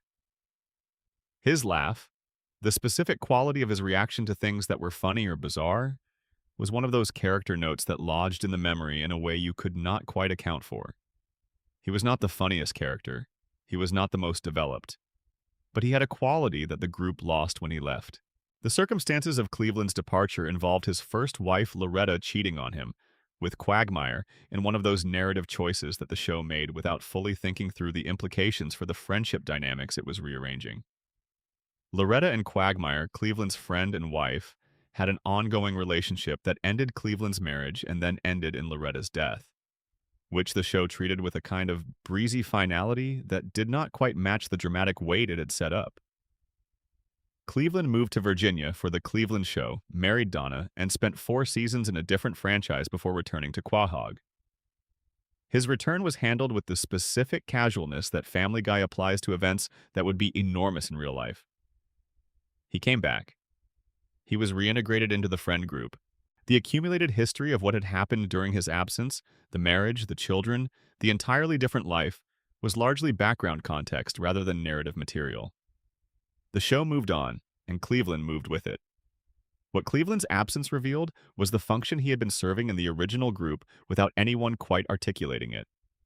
He was the emotional temperature regulator. When things between Peter and the others escalated past the point where the humor began to curdle into something less comfortable, Cleveland's presence was a reminder that genuine kindness was an option. His warmth set a floor below which the group's behavior tended not to fall. Without him, that floor was not as reliably present. The specific relationship between Cleveland and the show's treatment of race is a subject that the show handled with the inconsistency you might expect from a long-running comedy that was never quite sure how much it wanted to engage seriously with the subject. Cleveland was the show's primary black character for most of its run, and the show made various kinds of jokes about race that ranged from pointed to clumsy to occasionally genuinely thoughtful. The handling of his character's race was always present as a feature of the show's landscape without ever being the subject of sustained, serious examination. His return from the Cleveland Show and subsequent reintegration into Family Guy without significant acknowledgement of what the intervening years meant for his character is consistent with the show's general preference for continuity of situation over continuity of character development. Cleveland is back. He is at the bar again. The bar is the same. The friends are the same, more or less, accounting for the years. The specific question of what those years did to him, what it meant to leave and come back, what he carried from his time away on Mapan, is not asked. Section 16. The Supernatural Underworld, Heaven, Hell, and the Beings Between. The Family Guy universe has a supernatural infrastructure that extends beyond the God and death we discussed earlier, and some of its elements are genuinely strange in ways that have been underexamined. The show has depicted multiple interactions between its characters and supernatural beings beyond God and death. There have been angels depicted with varying degrees of seriousness. There have been demons and demonic presences encountered mostly for comic effect, but occasionally in contexts that suggested genuine threat. There have been ghosts, including the ghost of Peter's deceased stepfather, Francis, who appeared after his death in ways that suggested consciousness and presence, even after the end of his physical life. And there have been various beings that occupy a space between the natural and supernatural without clearly belonging to either. Figures like the greased-up deaf guy, who may simply be a very fast and slippery hearing-impaired man or maybe something else entirely, given the specific way physics seems to bend around him. The implications of these various supernatural encounters for the show's cosmology are consistent with what we established earlier, but add additional texture. The afterlife is populated. The beings in it retain enough of their pre-death personhood to act, to communicate, to influence the world of the living in specific ways. Francis's post-death appearances were not ambiguous manifestations, but active visitations lines with specific purposes and specific emotional content. He had opinions. He expressed them. He was still recognizably Francis. The specific nature of what happens to beings in the Family Guy universe after death, whether they experience continuity of consciousness, whether they retain all of their memories, whether they remain aware of events in the living world, is not fully specified. But the various post-death appearances suggest a strong continuity between the living and the dead, a maintenance of personality and awareness that makes a death more like a change of status than a cessation of being. What this means for the show's treatment of grief and loss, which was already complicated by the reversibility of death that we established through the time machine and death's incapacitation, is that grief in this universe is not quite the same as grief in ours. The dead are not gone in any complete sense. They may be inaccessible, but they exist. And in some cases, they are specifically accessible if the right conditions are met. The mourning of characters who have died in the show is always slightly incomplete, because the world of the show makes complete absence impossible. The Grim Reaper, as we established, is a being who can be injured, who has a social life and personal problems, and who performs the function of death as a job rather than a natural process. But the show has also depicted lesser death-adjacent entities, beings who shepherd the dead, beings who inhabit in-between spaces, beings whose relationship to mortality is oblique rather than direct. These entities are mostly one-off or background elements, but their cumulative presence suggests that the supernatural bureaucracy of the Family Guy universe is considerably more populated and more complex than the God and death framework alone implies. The question of where evil goes is one the show has mostly avoided. There have been episodes that depicted hell as a real place with real occupants, but these depictions have been brief and inconsistent. If heaven is a physical location that living people have visited and returned from, what is hell? Is it a parallel location with similar accessibility? Are there beings in hell with the same retained consciousness and personality that heaven's residents apparently have? The show's general preference for depicting the supernatural world as imperfect and somewhat chaotic, rather than as a well-ordered system of rewards and punishments, leaves the specific architecture of the afterlife genuinely uncertain. Section 17. The recurring characters who hold secrets. Minor figures with major mysteries. There are characters in the margins of Family Guy who have accumulated enough appearances, enough specific details, enough implied backstory to constitute genuine mysteries in their own right. Characters who are neither central enough to require full explanation nor peripheral enough to be dismissed as background furniture. Herbert is the most obviously discussed of these, and the least comfortable to examine. He has been a fixture of the show since the early seasons, a neighbor whose consistent interest in teenage boys, and in Chris specifically, has been handled throughout as black comedy rather than as anything requiring narrative resolution. He functions in the show as a figure who represents a genuine social danger wrapped in an extremely old, extremely fragile physical form, and the comedy emerges from the contrast between the threat he embodies and the helplessness of the body he occupies.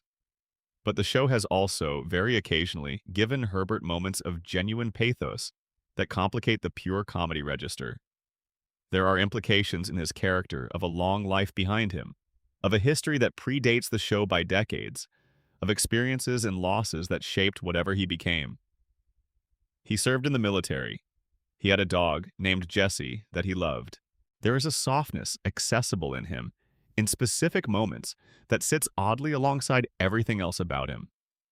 The show has never committed to investigating those softer elements in any depth, because doing so would require taking the character seriously in a way that would alter the tone of everything else about his presence.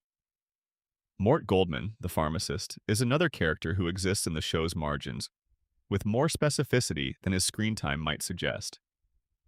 He is one of those figures that animated comedies accumulate around the periphery of their main cast. Defined by a small number of characteristic notes, reliably present when the show needs a specific kind of reaction, rarely the center of genuine narrative attention. His wife Muriel's death was treated as permanent, which distinguishes him from most of the show's background characters.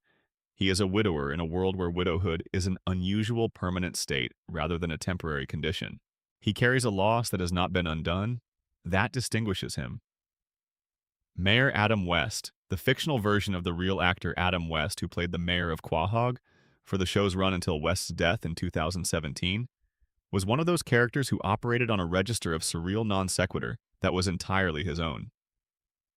His interactions with the world proceeded from assumptions that the world did not share, and the gap between his understanding and consensus reality was the source of a specific, low-key comedy that was unlike anything else in the show. His death, and the show's eventual acknowledgement of it after the death of the real Adam West, was one of those moments where the show's fictional world and the real world overlapped in a way that was genuinely moving. Tom Tucker's son Jake, who has an upside-down face, has appeared across multiple seasons as a background character and the subject of a recurring visual joke. But the specific nature of his condition, whether it is a birth defect, a magical curse, a consequence of some specific event in Tom Tucker's family history, has never been addressed. He simply has an upside-down face.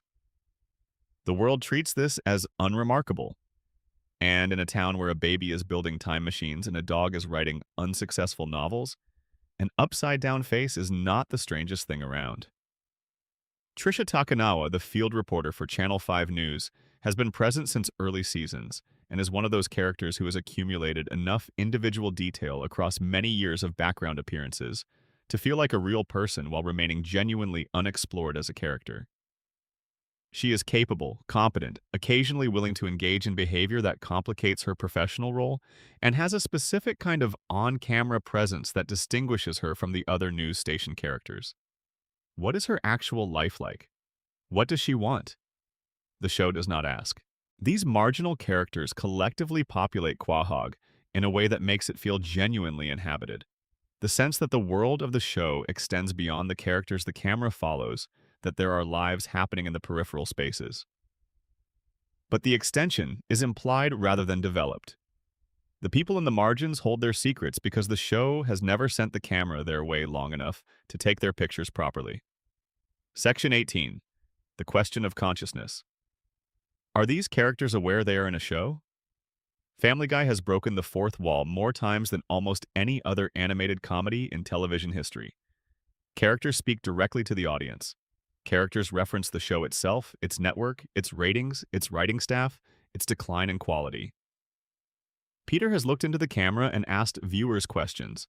Stewie has made observations about the show's storytelling that could only come from a being who is aware of being in a story. Brian has commented on the artificiality of various situations in ways that demonstrate an awareness of the narrative frame. What this raises, taken seriously as a metaphysical question rather than as a set of comedy techniques, is genuinely interesting.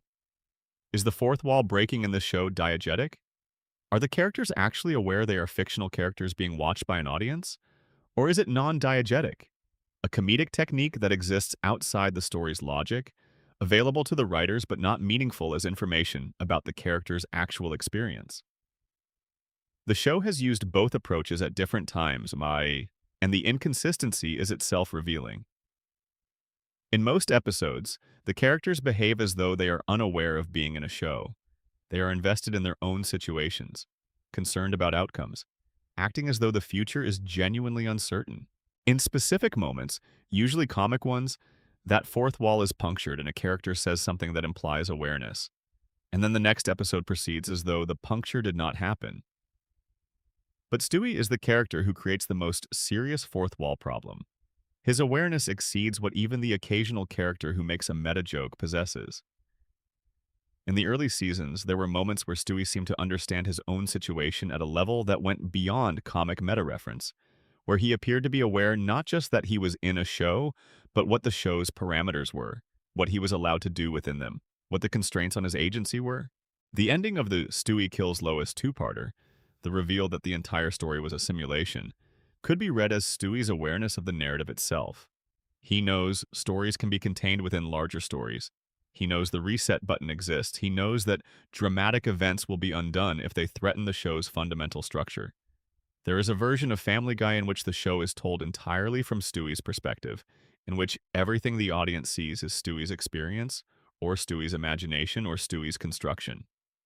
This reading would explain why his intelligence and capability are so radically elevated compared to everything around him. He is the dreamer, and everyone else is part of his dream.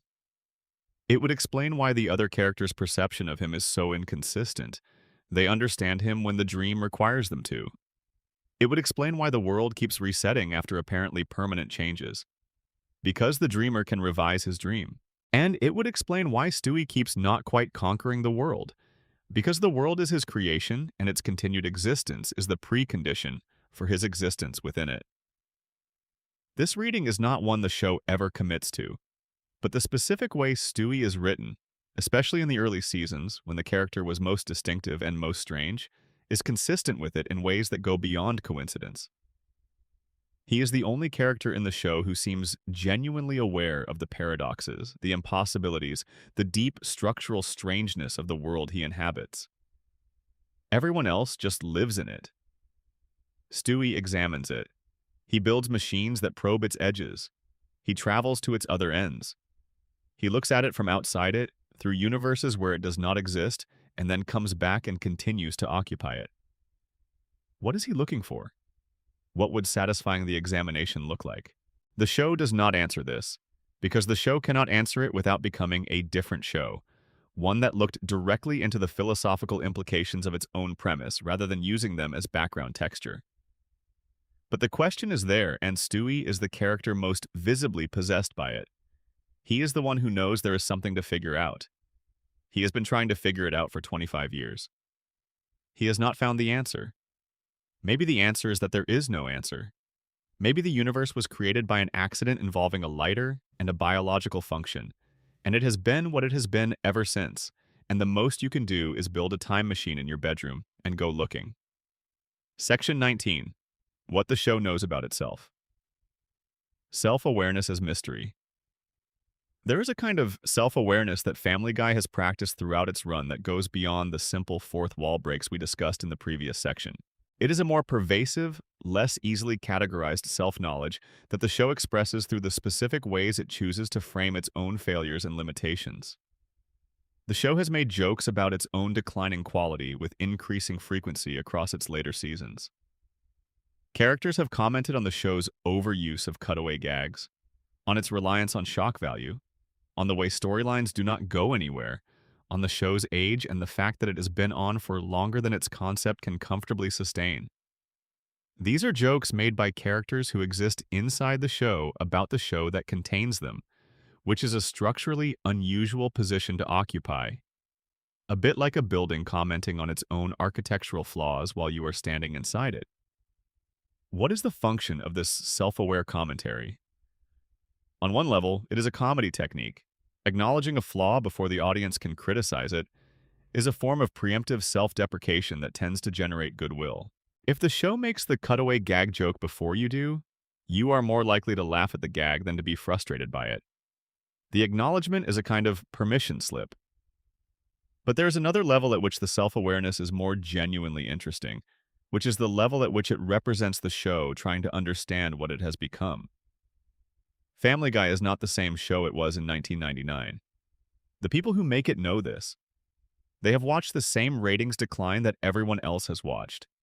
They have read the same criticism. They have had, presumably, their own internal conversations about what is not working and why. The self-deprecating jokes are not just preemptive deflection. They are the show processing its own trajectory in the only language it is comfortable using, which is comedy. This gives the show's self-awareness a quality that is genuinely strange to encounter about. It is funny and sad simultaneously. Funny in the way that honest self-assessment is sometimes funny. Sad in the way that watching something acknowledge its own limitations without quite being able to fix them is sad. The show knows it uses too many cutaway gags. The show continues to use too many cutaway gags. These two facts coexist without producing resolution because knowing a problem and solving it are different skills. The mystery embedded in the show's self-awareness is the mystery of persistence. Why does something continue when it knows it has drifted from what it was at its best? The answer the show gives, in various ways and at various points, is essentially economic. It continues because it is profitable, because the mechanisms that allow it to continue are in place, because stopping would require a decision that nobody involved has had sufficient reason to make. This is an honest answer. It is also a somewhat melancholy one. Family Guy knows what it was. It knows what it is now. It knows the distance between those two things, and it continues anyway, which is both its mystery and, in some strange way, its most honest quality. Section 20. The Last Light. Everything that remains unresolved. We have been through the town, the family, the dog, the baby, the chicken, the allies, the dead, the divine, and the possibly aware. We have asked questions about origins and ages and parentage and purpose and the nature of time and the rules of death and whether any of it means anything. We have not found complete answers to any of them because complete answers do not exist. The show was built on the productive maintenance of mystery, and the mysteries have been maintained. What remains at the end of all this? What sits most heavily in the category of things genuinely unresolved? Not just in the sense of comedy questions left open for the sake of ongoing entertainment, but in the deeper sense of things the show raised and then could not or would not address. Stan Thompson sits at the top of the list. A name. One sentence, a revelation that arrived in the third season and has been sitting in the show's basement ever since. Brian said it clearly. Meg did not hear it. The show never followed up. Stan Thompson is Meg's biological father, and the show has declined to tell us who he is. This is a mystery that has specific, resolvable dimensions. A character with a name, a backstory implied by his connection to Lois, a relationship with Meg's existence that someone must know the details of. The resolution is theoretically possible. The show simply has not produced it. The nature of Stewie remains genuinely open. What he is, why he is what he is, whether his capabilities are natural or created, whether his evolution from malevolent genius to emotionally complex companion represents growth or diminishment or simply change. None of it has been concluded. He is 1 year old and has been 1 year old for 25 years, and the world that contains him has never produced a satisfying account of what he is or why he matters beyond the fact that he clearly, obviously does. Brian's origins, the impossible parents, the inexplicable humanity, the question of whether he was made rather than born, remain unresolved.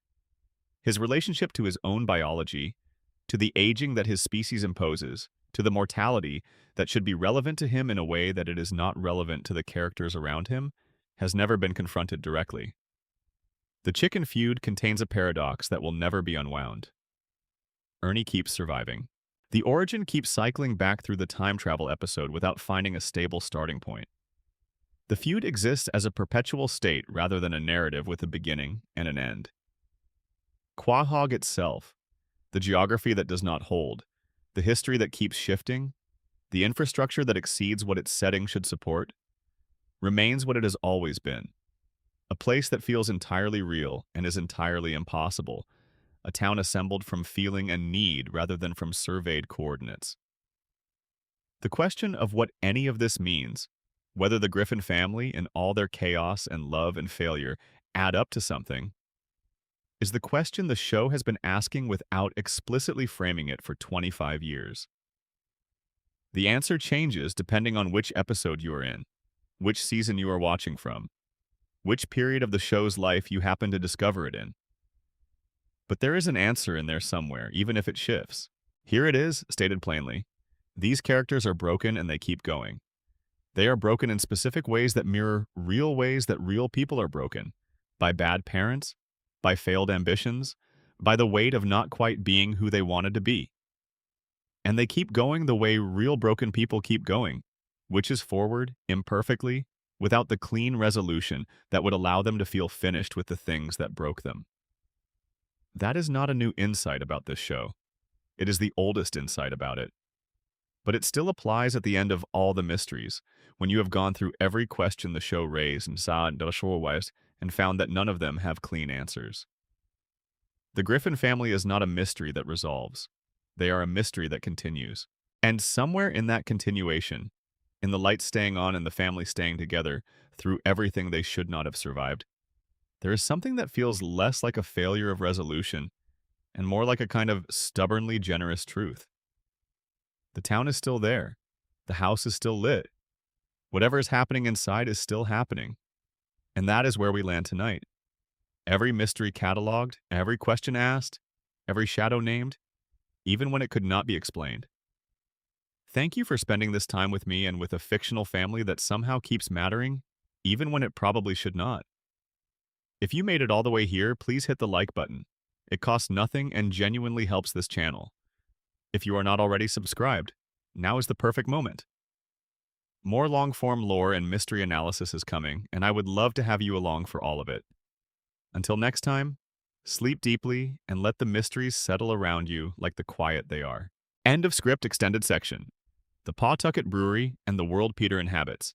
There is something deeply revealing about the specific workplace the show chose for Peter Griffin's longest-running employment. The Pawtucket Patriot Brewery is not just a backdrop for Peter's professional life.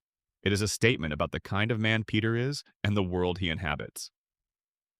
A brewery, beer, the specific product that Peter's character has been most consistently associated with across the entire run of the show, the substance around which his social life organizes itself, the thing he prioritizes with a devotion that borders on the theological. The happy-go-lucky toy factory, where Peter worked in the early seasons before Jonathan Weed's death, cleared the way for his transition to the brewery, had its own thematic logic. Toys and childhood and the specific kind of arrested development that Peter embodies. The man who has never quite left the child's perspective on the world. But the brewery is a more honest fit. The brewery is where Peter belongs because beer is what Peter is. Not what he drinks, or not only that, what he is, what his social world is made of, what the evenings at the Drunken Clam are built around. The Pawtucket Brewery itself is a fictionalized version of a real Rhode Island tradition.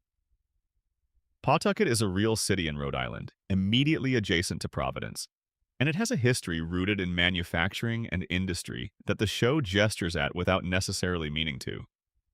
When Seth MacFarlane placed his characters in a Rhode Island setting, he was not reaching for pastoral New England quaintness. He was reaching for the post-industrial working-class texture of a specific regional experience, and the brewery fits that texture precisely. Peter's boss at the brewery, Mr. Weed's equivalent, has varied across the show's run as personnel changed, and the show needed different kinds of authority figures for Peter to bump up against. But the specific relationship between Peter and his employers, the ways in which his incompetence is somehow accommodated year after year, the ways in which he keeps his job despite decisions that would end any real person's career in the first week, is itself a small mystery. How does Peter keep working? What is it about him that makes the people who employ him continue to tolerate him? The most generous answer is that the show needs him to be employed to maintain its premise. But within the logic of the show's world, there must be an explanation. Peter is likable in a specific way, the way of people who are so transparently, completely themselves, that their failures have a kind of integrity to them. He is not hiding anything. He is not performing. He is exactly what he appears to be, every minute, in every situation. And there is a quality to that complete transparency that can inspire loyalty in ways that are difficult to articulate but easy to recognize. The Quahog community around Peter's working life is another largely unexplored space. Who else works at the brewery? What is the social culture of that workplace? The show has depicted it in various ways across its run, sometimes as a conventional office environment, sometimes as something more industrial, sometimes as whatever the episode's specific requirements demanded. But the consistent presence of Peter in this workplace for the show's majority creates a picture of a man whose professional identity, such as it is, has been stable in a way that his personal and domestic life sometimes has not been. Extended section: The Simpsons crossover and what it revealed. In the season 13 episode, The Simpsons Guy, Family Guy produced what was, at the time, one of the most anticipated crossover events in animated television history. Peter Griffin and the Griffin family, after a series of events that led them to flee Quahog, wound up in Springfield, the fictional home of The Simpsons. The two families met. The two shows' visual languages, narrative conventions, and character philosophies occupied the same space for a single episode. The episode is worth discussing here not for its comedy, which was by general consensus uneven, but for what the crossing of the two shows revealed about each of them by contrast. The Simpsons and Family Guy have been compared to each other since Family Guy's premiere in 1999, and the comparison has always been somewhat reductive because the two shows, while they share a surface structure, a working-class family in a fictional American town navigated by an irresponsible father, are doing very different things with that structure. The Springfield that Peter's family encountered was a Springfield that had been running since 1989, a world with a 30-year history and a relationship to time and change that Family Guy does not quite share. The Simpsons' relationship with its own continuity is different. It uses the floating timeline too, but with a more consistent and less internally contradictory architecture. Springfield feels older and more settled, even though it is equally impossible in its geography and its relationship with physical reality.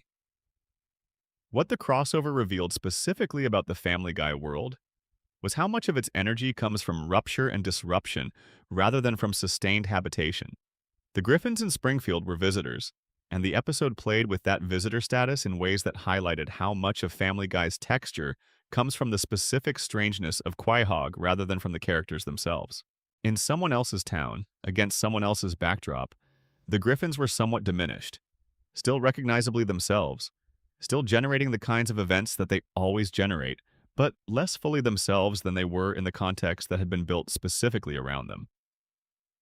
The Meg and Lisa Simpson pairing was the episode's most emotionally resonant element, and it points towards something the show understands about Meg that it too rarely acts on. Lisa, like Meg, exists in a family that does not always appreciate her.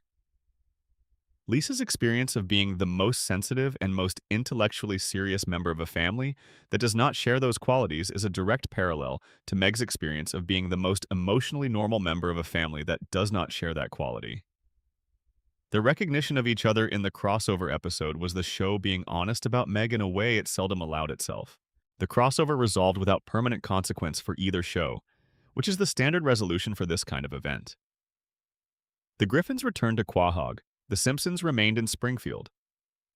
The two fictional universes separated again without the contact between them, leaving a visible mark. This is consistent with how crossovers typically function. They are visits, not integrations.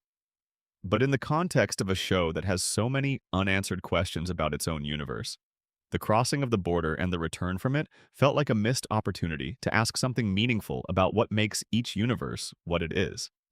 Extended section: the network relationship and what it did to the show.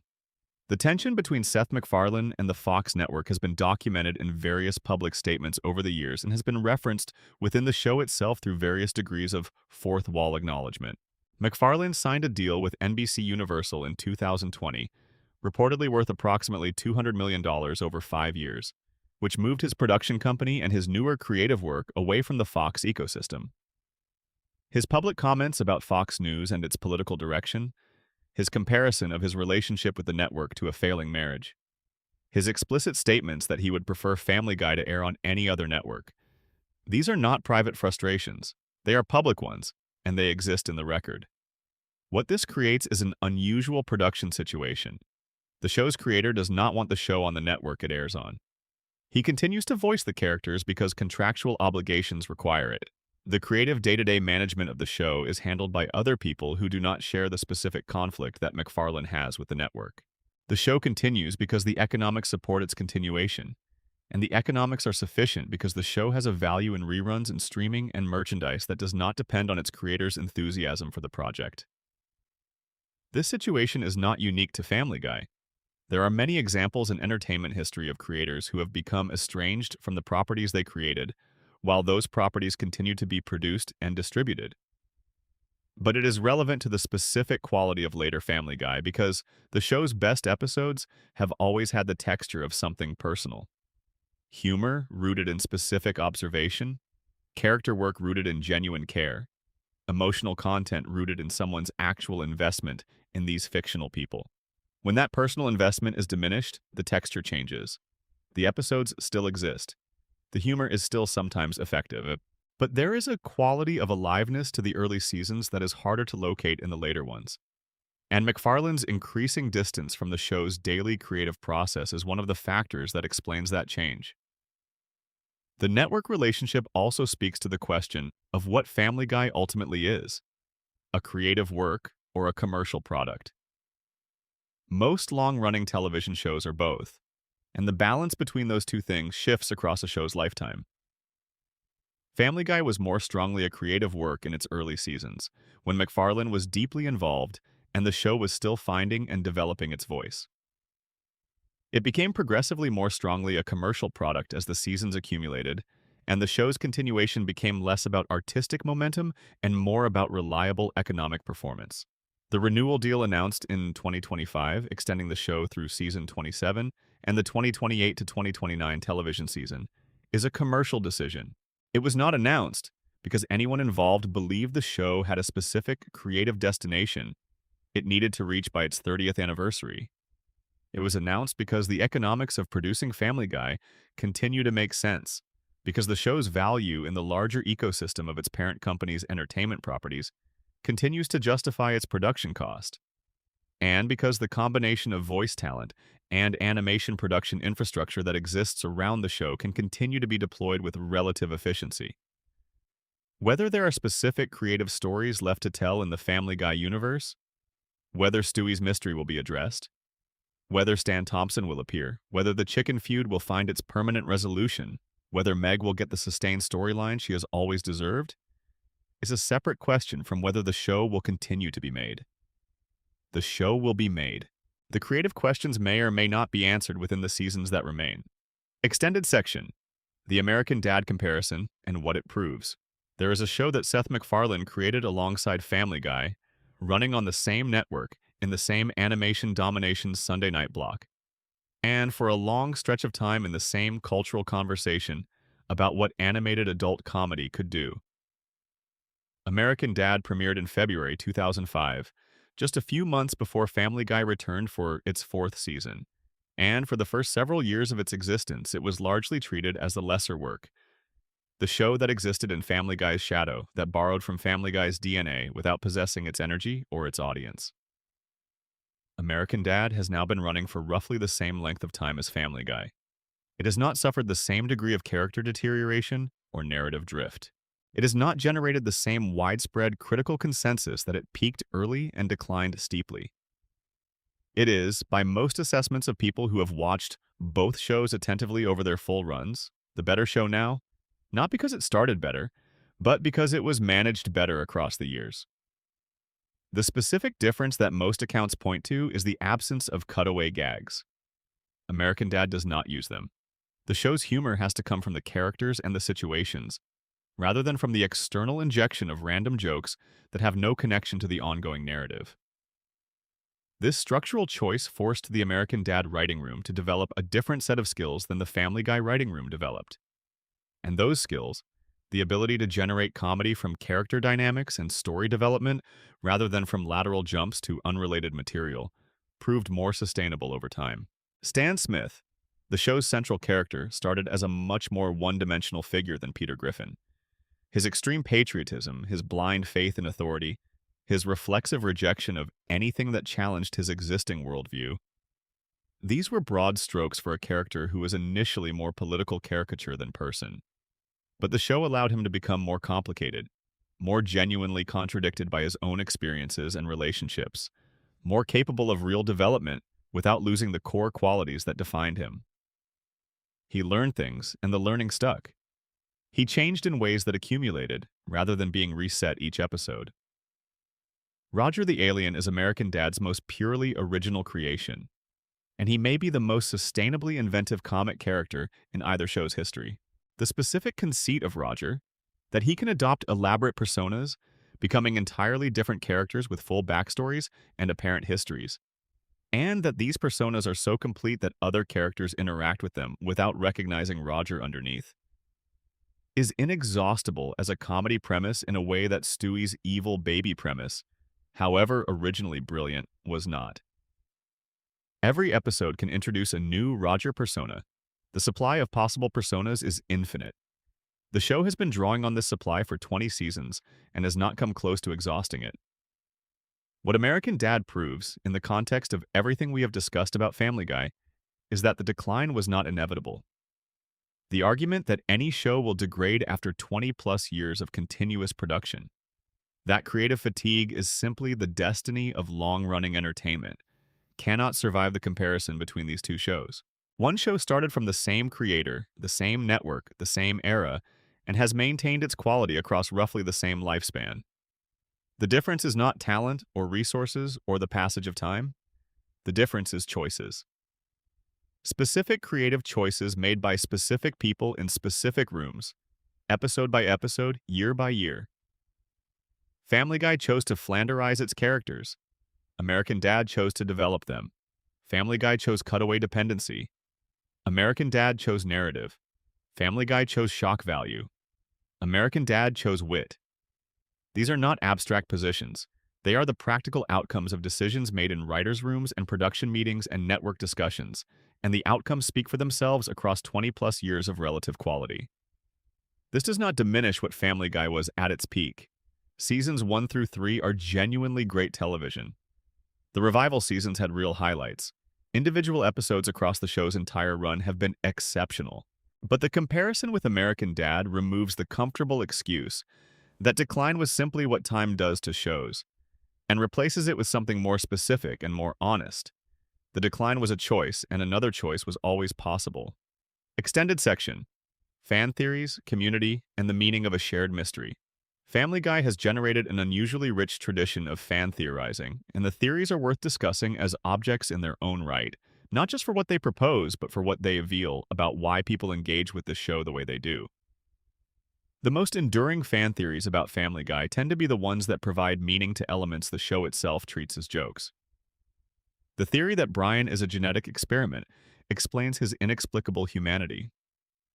The theory that the show is told from Stewie's perspective explains why his speech is sometimes heard and sometimes not. The theory that Meg is Stewie's mother explains specific visual choices the show made about how his births are depicted. The theory that the entire show is the product of Peter Griffin's guilt-induced delusion, following a drunk driving accident that killed his family, explains why reality keeps shifting without consequence. That last theory deserves some attention, because it is one of the more structurally complete fan theories in the show's history. The basic argument goes like this. The real Peter Griffin was in a car accident caused by his drunk driving, and in that accident his family was killed. His infant daughter, who survived, suffered a brain injury that affected her development, which the theory suggests is the reason Meg is treated as permanently damaged, because she was damaged. Peter, unable to process the reality of what happened, constructed an elaborate fantasy in which his family was alive and more extreme versions of themselves. A super genius baby, an impossible dog, a cruel and stupid father who is still, at his core, the guilty party. The whole show is a coping mechanism. The chaos is the only way Peter can live with what he did. This theory is dark in ways that make it uncomfortable to apply to a comedy, but it is not incoherent. It accounts for some of the show's most persistent narrative features: the resistance to consequences, the reset button that undoes every permanent change, the way Peter keeps being at the center of disasters without them ever truly destroying him. In a delusion constructed to protect the self from unbearable guilt, the self must be protected from full consequence. Punishment comes but never sticks, because sticking would require acknowledging the real punishment, which is what he is running from. This theory is almost certainly not what the show intended, but the fact that it fits, the fact that it can be laid over the show's structure and find enough matching points to feel plausible, says something about the kind of story Family Guy tells, even when it doesn't know it is telling it. The show is, at some level, about guilt and inadequacy and the difficulty of being the kind of person that Peter Griffin is. The fan theory that makes him a murderer hiding in his own fantasy is an extreme amplification of something that is actually present in the character. The community that has formed around Family Guy theorizing is, in itself, a kind of testimony to the show's continuing relevance. People do not theorize about shows they have given up on. They do not devote elaborate analytical attention to stories they no longer care about. The theories exist because people are still looking for meaning in this show, still trying to find coherence in its chaos, still hoping that the mysteries have solutions, even when the show itself has declined to provide them. That investment is the most honest answer to the question of why Family Guy matters. Not because it has always been great, not because its best episodes represent the absolute highest achievements of their medium, though some of them come close.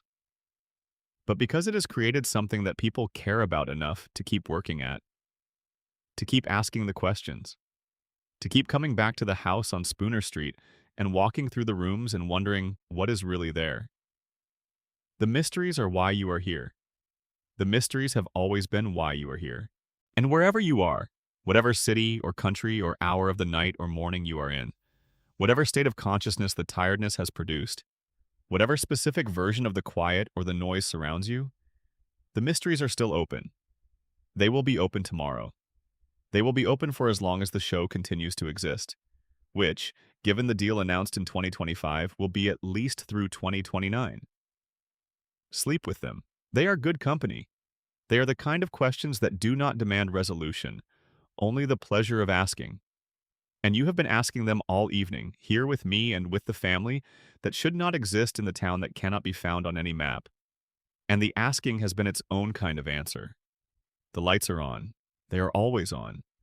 And whatever is happening inside is exactly as mysterious as it has always been. Good night. End of script. Total approximate length, 30,000 plus words extended. Section, The Drunken Clam and the Mythology of the Third Place. There is a location in Quahog that functions as something more than a bar. The Drunken Clam, the establishment on the corner where Peter, Quagmire, Joe, and Cleveland have been gathering since the show's earliest episodes, is one of those fictional places that accumulates meaning across years of repeated visits in a way that real places accumulate meaning across years of repeated presence. You come to know a place by returning to it. The Drunken Clam has been returned to hundreds of times, across hundreds of episodes, and what it has become in that accumulation is not merely a setting. It is a kind of argument. The argument is about friendship and the specific geography that friendship requires. The sociologist Ray Oldenburg wrote about what he called the third place, the location that is neither home nor work, the neutral ground where social life happens voluntarily, rather than by obligation, where people choose to be rather than being required to be there. The bar is the classic American third place, and the Drunken Clam is the idealized version of it. A place where four men of different backgrounds and different capabilities and different levels of dysfunction can simply sit, drink beer, and be together without the specific pressures of their separate lives intruding. What the Drunken Clam holds as a mystery is the question of why this particular set of men found each other and stayed together. The show does not really explain when or how Peter, Quagmire, Joe, and Cleveland became the specific configuration of friends that they are. There are no origin episodes that trace the formation of the group. They exist in the show's logic as a given, as friends who have always been friends, whose friendship is a premise rather than a conclusion, a starting point rather than an earned destination. This is a choice that says something about how friendship works in practice. Real friendships often cannot be traced to a precise origin. They accumulate from proximity and habit and the gradual discovery that someone is reliably there when you are there, that their presence is comfortable, that the time spent with them is better than the time spent without them. The Drunken Clam friendship is this kind of friendship. Nobody decided to be friends. They just were, and then continued to be, and the continuation is the whole of the explanation. Horace, the bartender who ran the Drunken Clam for the show's early seasons before being killed off and replaced by various other figures, is one of those characters who occupied such a specific and necessary role in the show's ecology that his absence left a gap that his replacements have never quite filled. A good bartender in a fictional third place is not a generic service role. He is a witness. He is the consistent presence against which all the other presences are measured. He is the person who knows everyone's drink before they order it, who has heard everything and said little, who has been present for the important moments because all the important moments happen at the bar. Horace's death was handled as an aside, without the ceremony that a character who had been present for so long might deserve. The show moved on from him quickly, because the Drunken Clam itself needed to continue functioning as a setting, and the machinery of the setting required a bartender. His replacement arrived, and the booth conversations continued, and the beer kept flowing, and the four men kept sitting there working out whatever the episode required them to work out. But Horace's presence in the early seasons established something about the Drunken Clam that his successors have not quite reproduced, which is the feeling of a place that had been there long before these four men started drinking in it, and would be there long after they stopped. A third place with that kind of continuity, the kind that does not depend on the specific customers but simply absorbs them and keeps going, is a rarer and more valuable thing than a bar that opens and closes around its clientele. Horace was the physical embodiment of that continuity. When he died, something of the bar's specific gravity went with him. The Drunken Clams regulars have changed across the show's run as Cleveland's departure and return altered the group's composition, as Joe's storylines occasionally took him away from the social center of the group, as the dynamics between the remaining members shifted in response to specific episode events.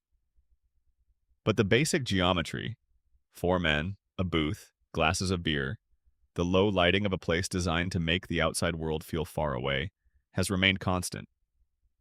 It is the most stable location in Quahog, more stable than the Griffin House, which has burned down and been rebuilt and been visited by supernatural forces and been the site of more domestic upheaval than most fictional residences. More stable than Quahog itself, which keeps reinventing its geography to suit the episode. The Drunken Clam is always where it is. It is always the same inside. Whatever is happening outside, the booth is there. That stability is its own form of mystery. How does a place maintain itself as a refuge when the world around it keeps changing? The answer the show gives, mostly implicitly, is that a place is what the people who choose it make it. And these 4 people have been choosing this place for 25 years. The accumulated choice is what creates the stability. The Drunken Clam is constant because the people who need it to be constant keep returning to it and making it constant through their return. This is a less cynical reading of the show than you might expect from a comedy that has leaned heavily on cynicism across its run. But it is an accurate one. Family Guy, at its deepest level, is not cynical about friendship or about the specific places where friendship lives. The jokes about those things are cynical. The underlying treatment is not. Peter and Joe and Quagmire, even in Cleveland's absence, even when the lineup changes, keep coming back to the booth and sitting down together. Nobody makes them. They just do. And the doing is the whole of what the show believes about friendship. Extended section.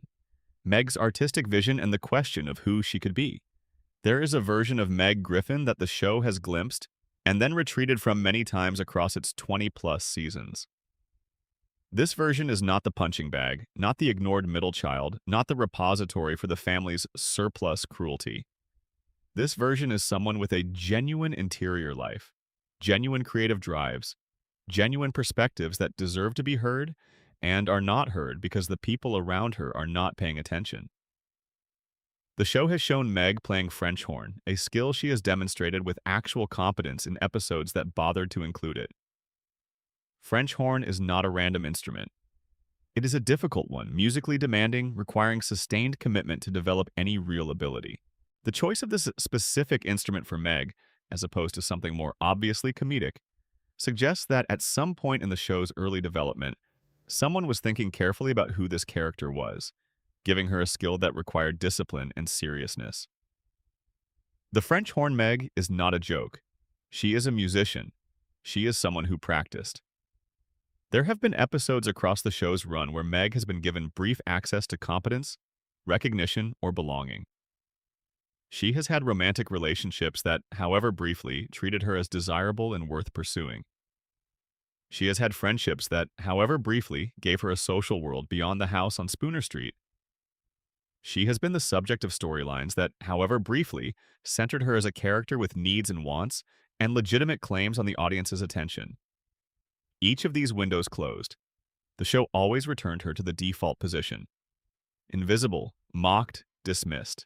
The Seahorse Seashell Party episode, which we discussed earlier in the context of the show's treatment of Meg's function within the family's emotional system, is the clearest example of the show understanding something about Meg while declining to act on that understanding.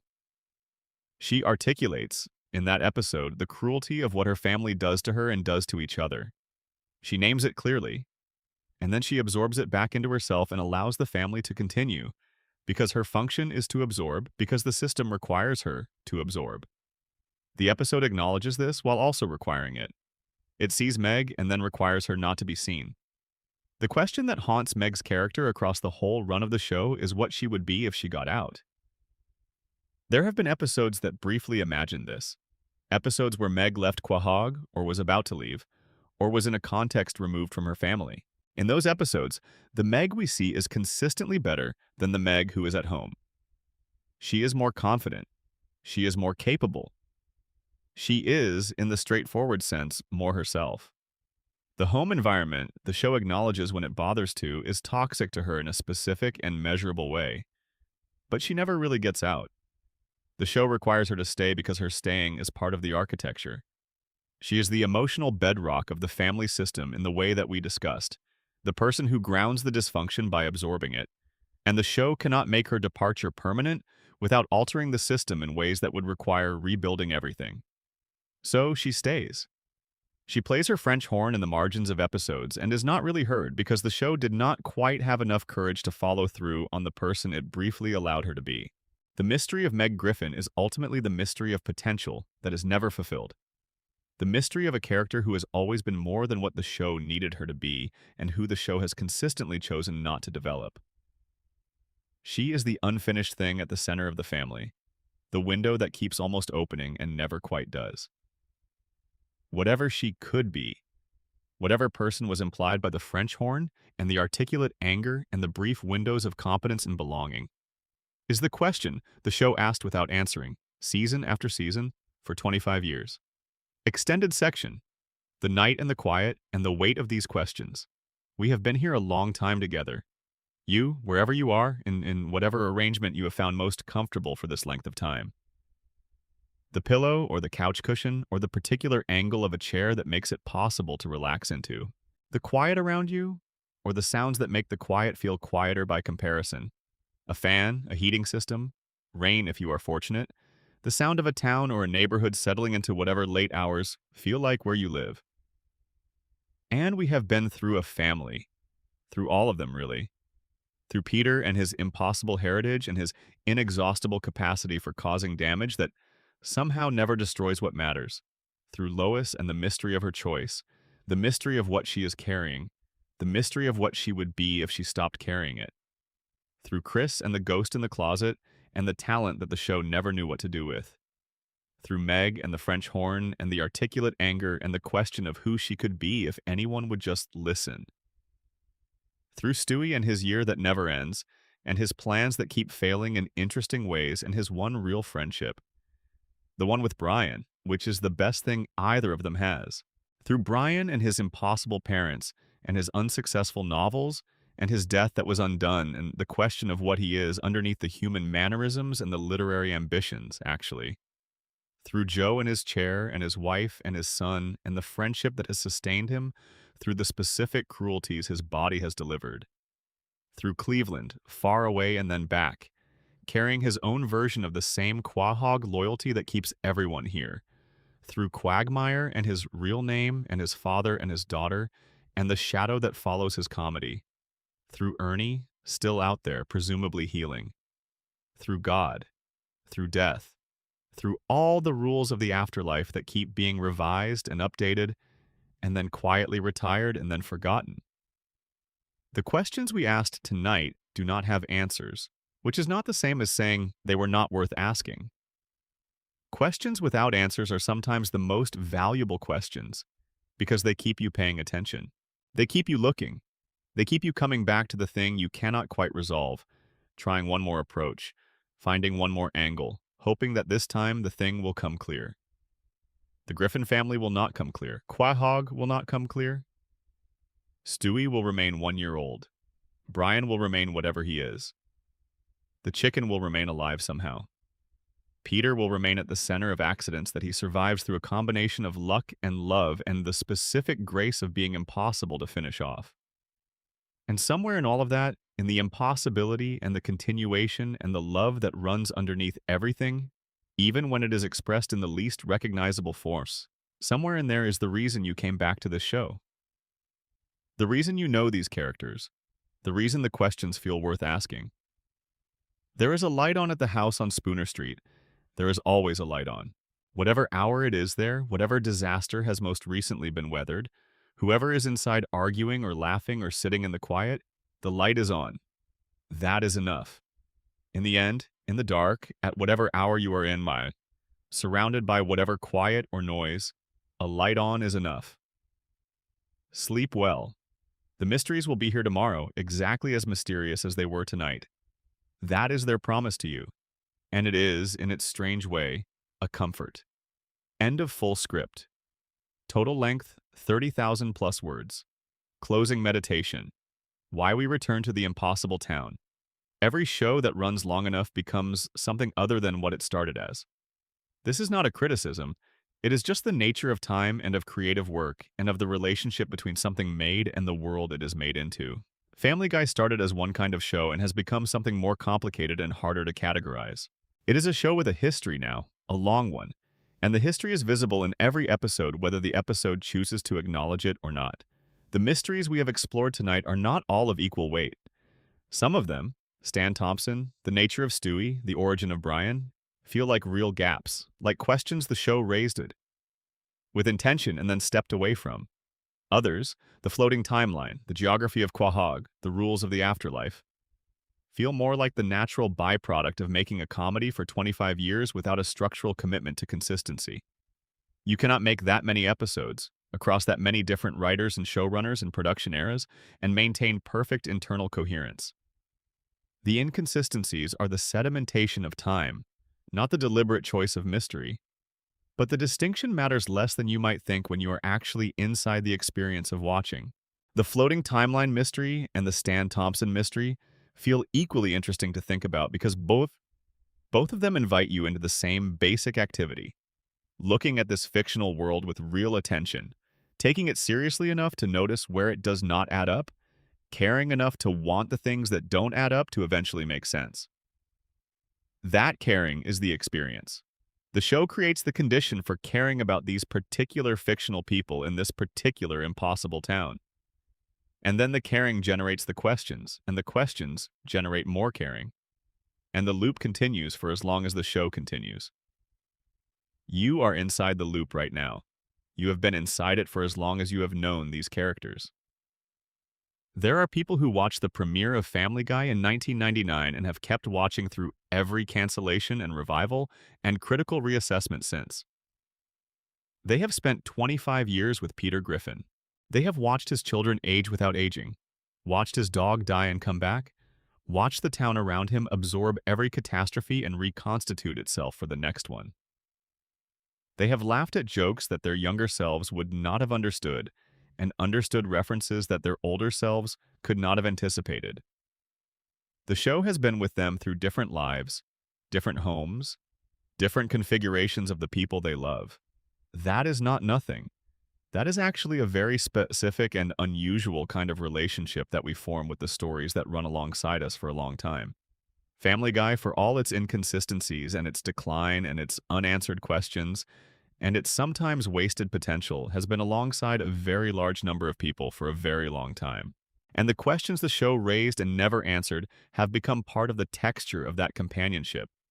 Not problems to be solved exactly, but ongoing conversations, things to return to, reasons to keep looking. The questions we asked tonight will still be here when the show ends, whenever that is. They will still be here after the show ends because the show will continue to exist in the spaces where people can return to it, and the characters will continue to be the age they were, and Stewie will continue to be 1 year old, and the house on Spooner Street will continue to have a light on. The light will always be on. That is the final and most honest mystery of Family Guy. Not the origin of the chicken feud or the identity of Meg's father or the explanation of Brian's impossible existence. The mystery is simpler and larger than any of those. Why do we keep coming back? And the answer, the only real answer, the one that all the other questions eventually lead to, is that we come back because the light is on and we want to see who is inside. We will always want to see who is inside. Good night.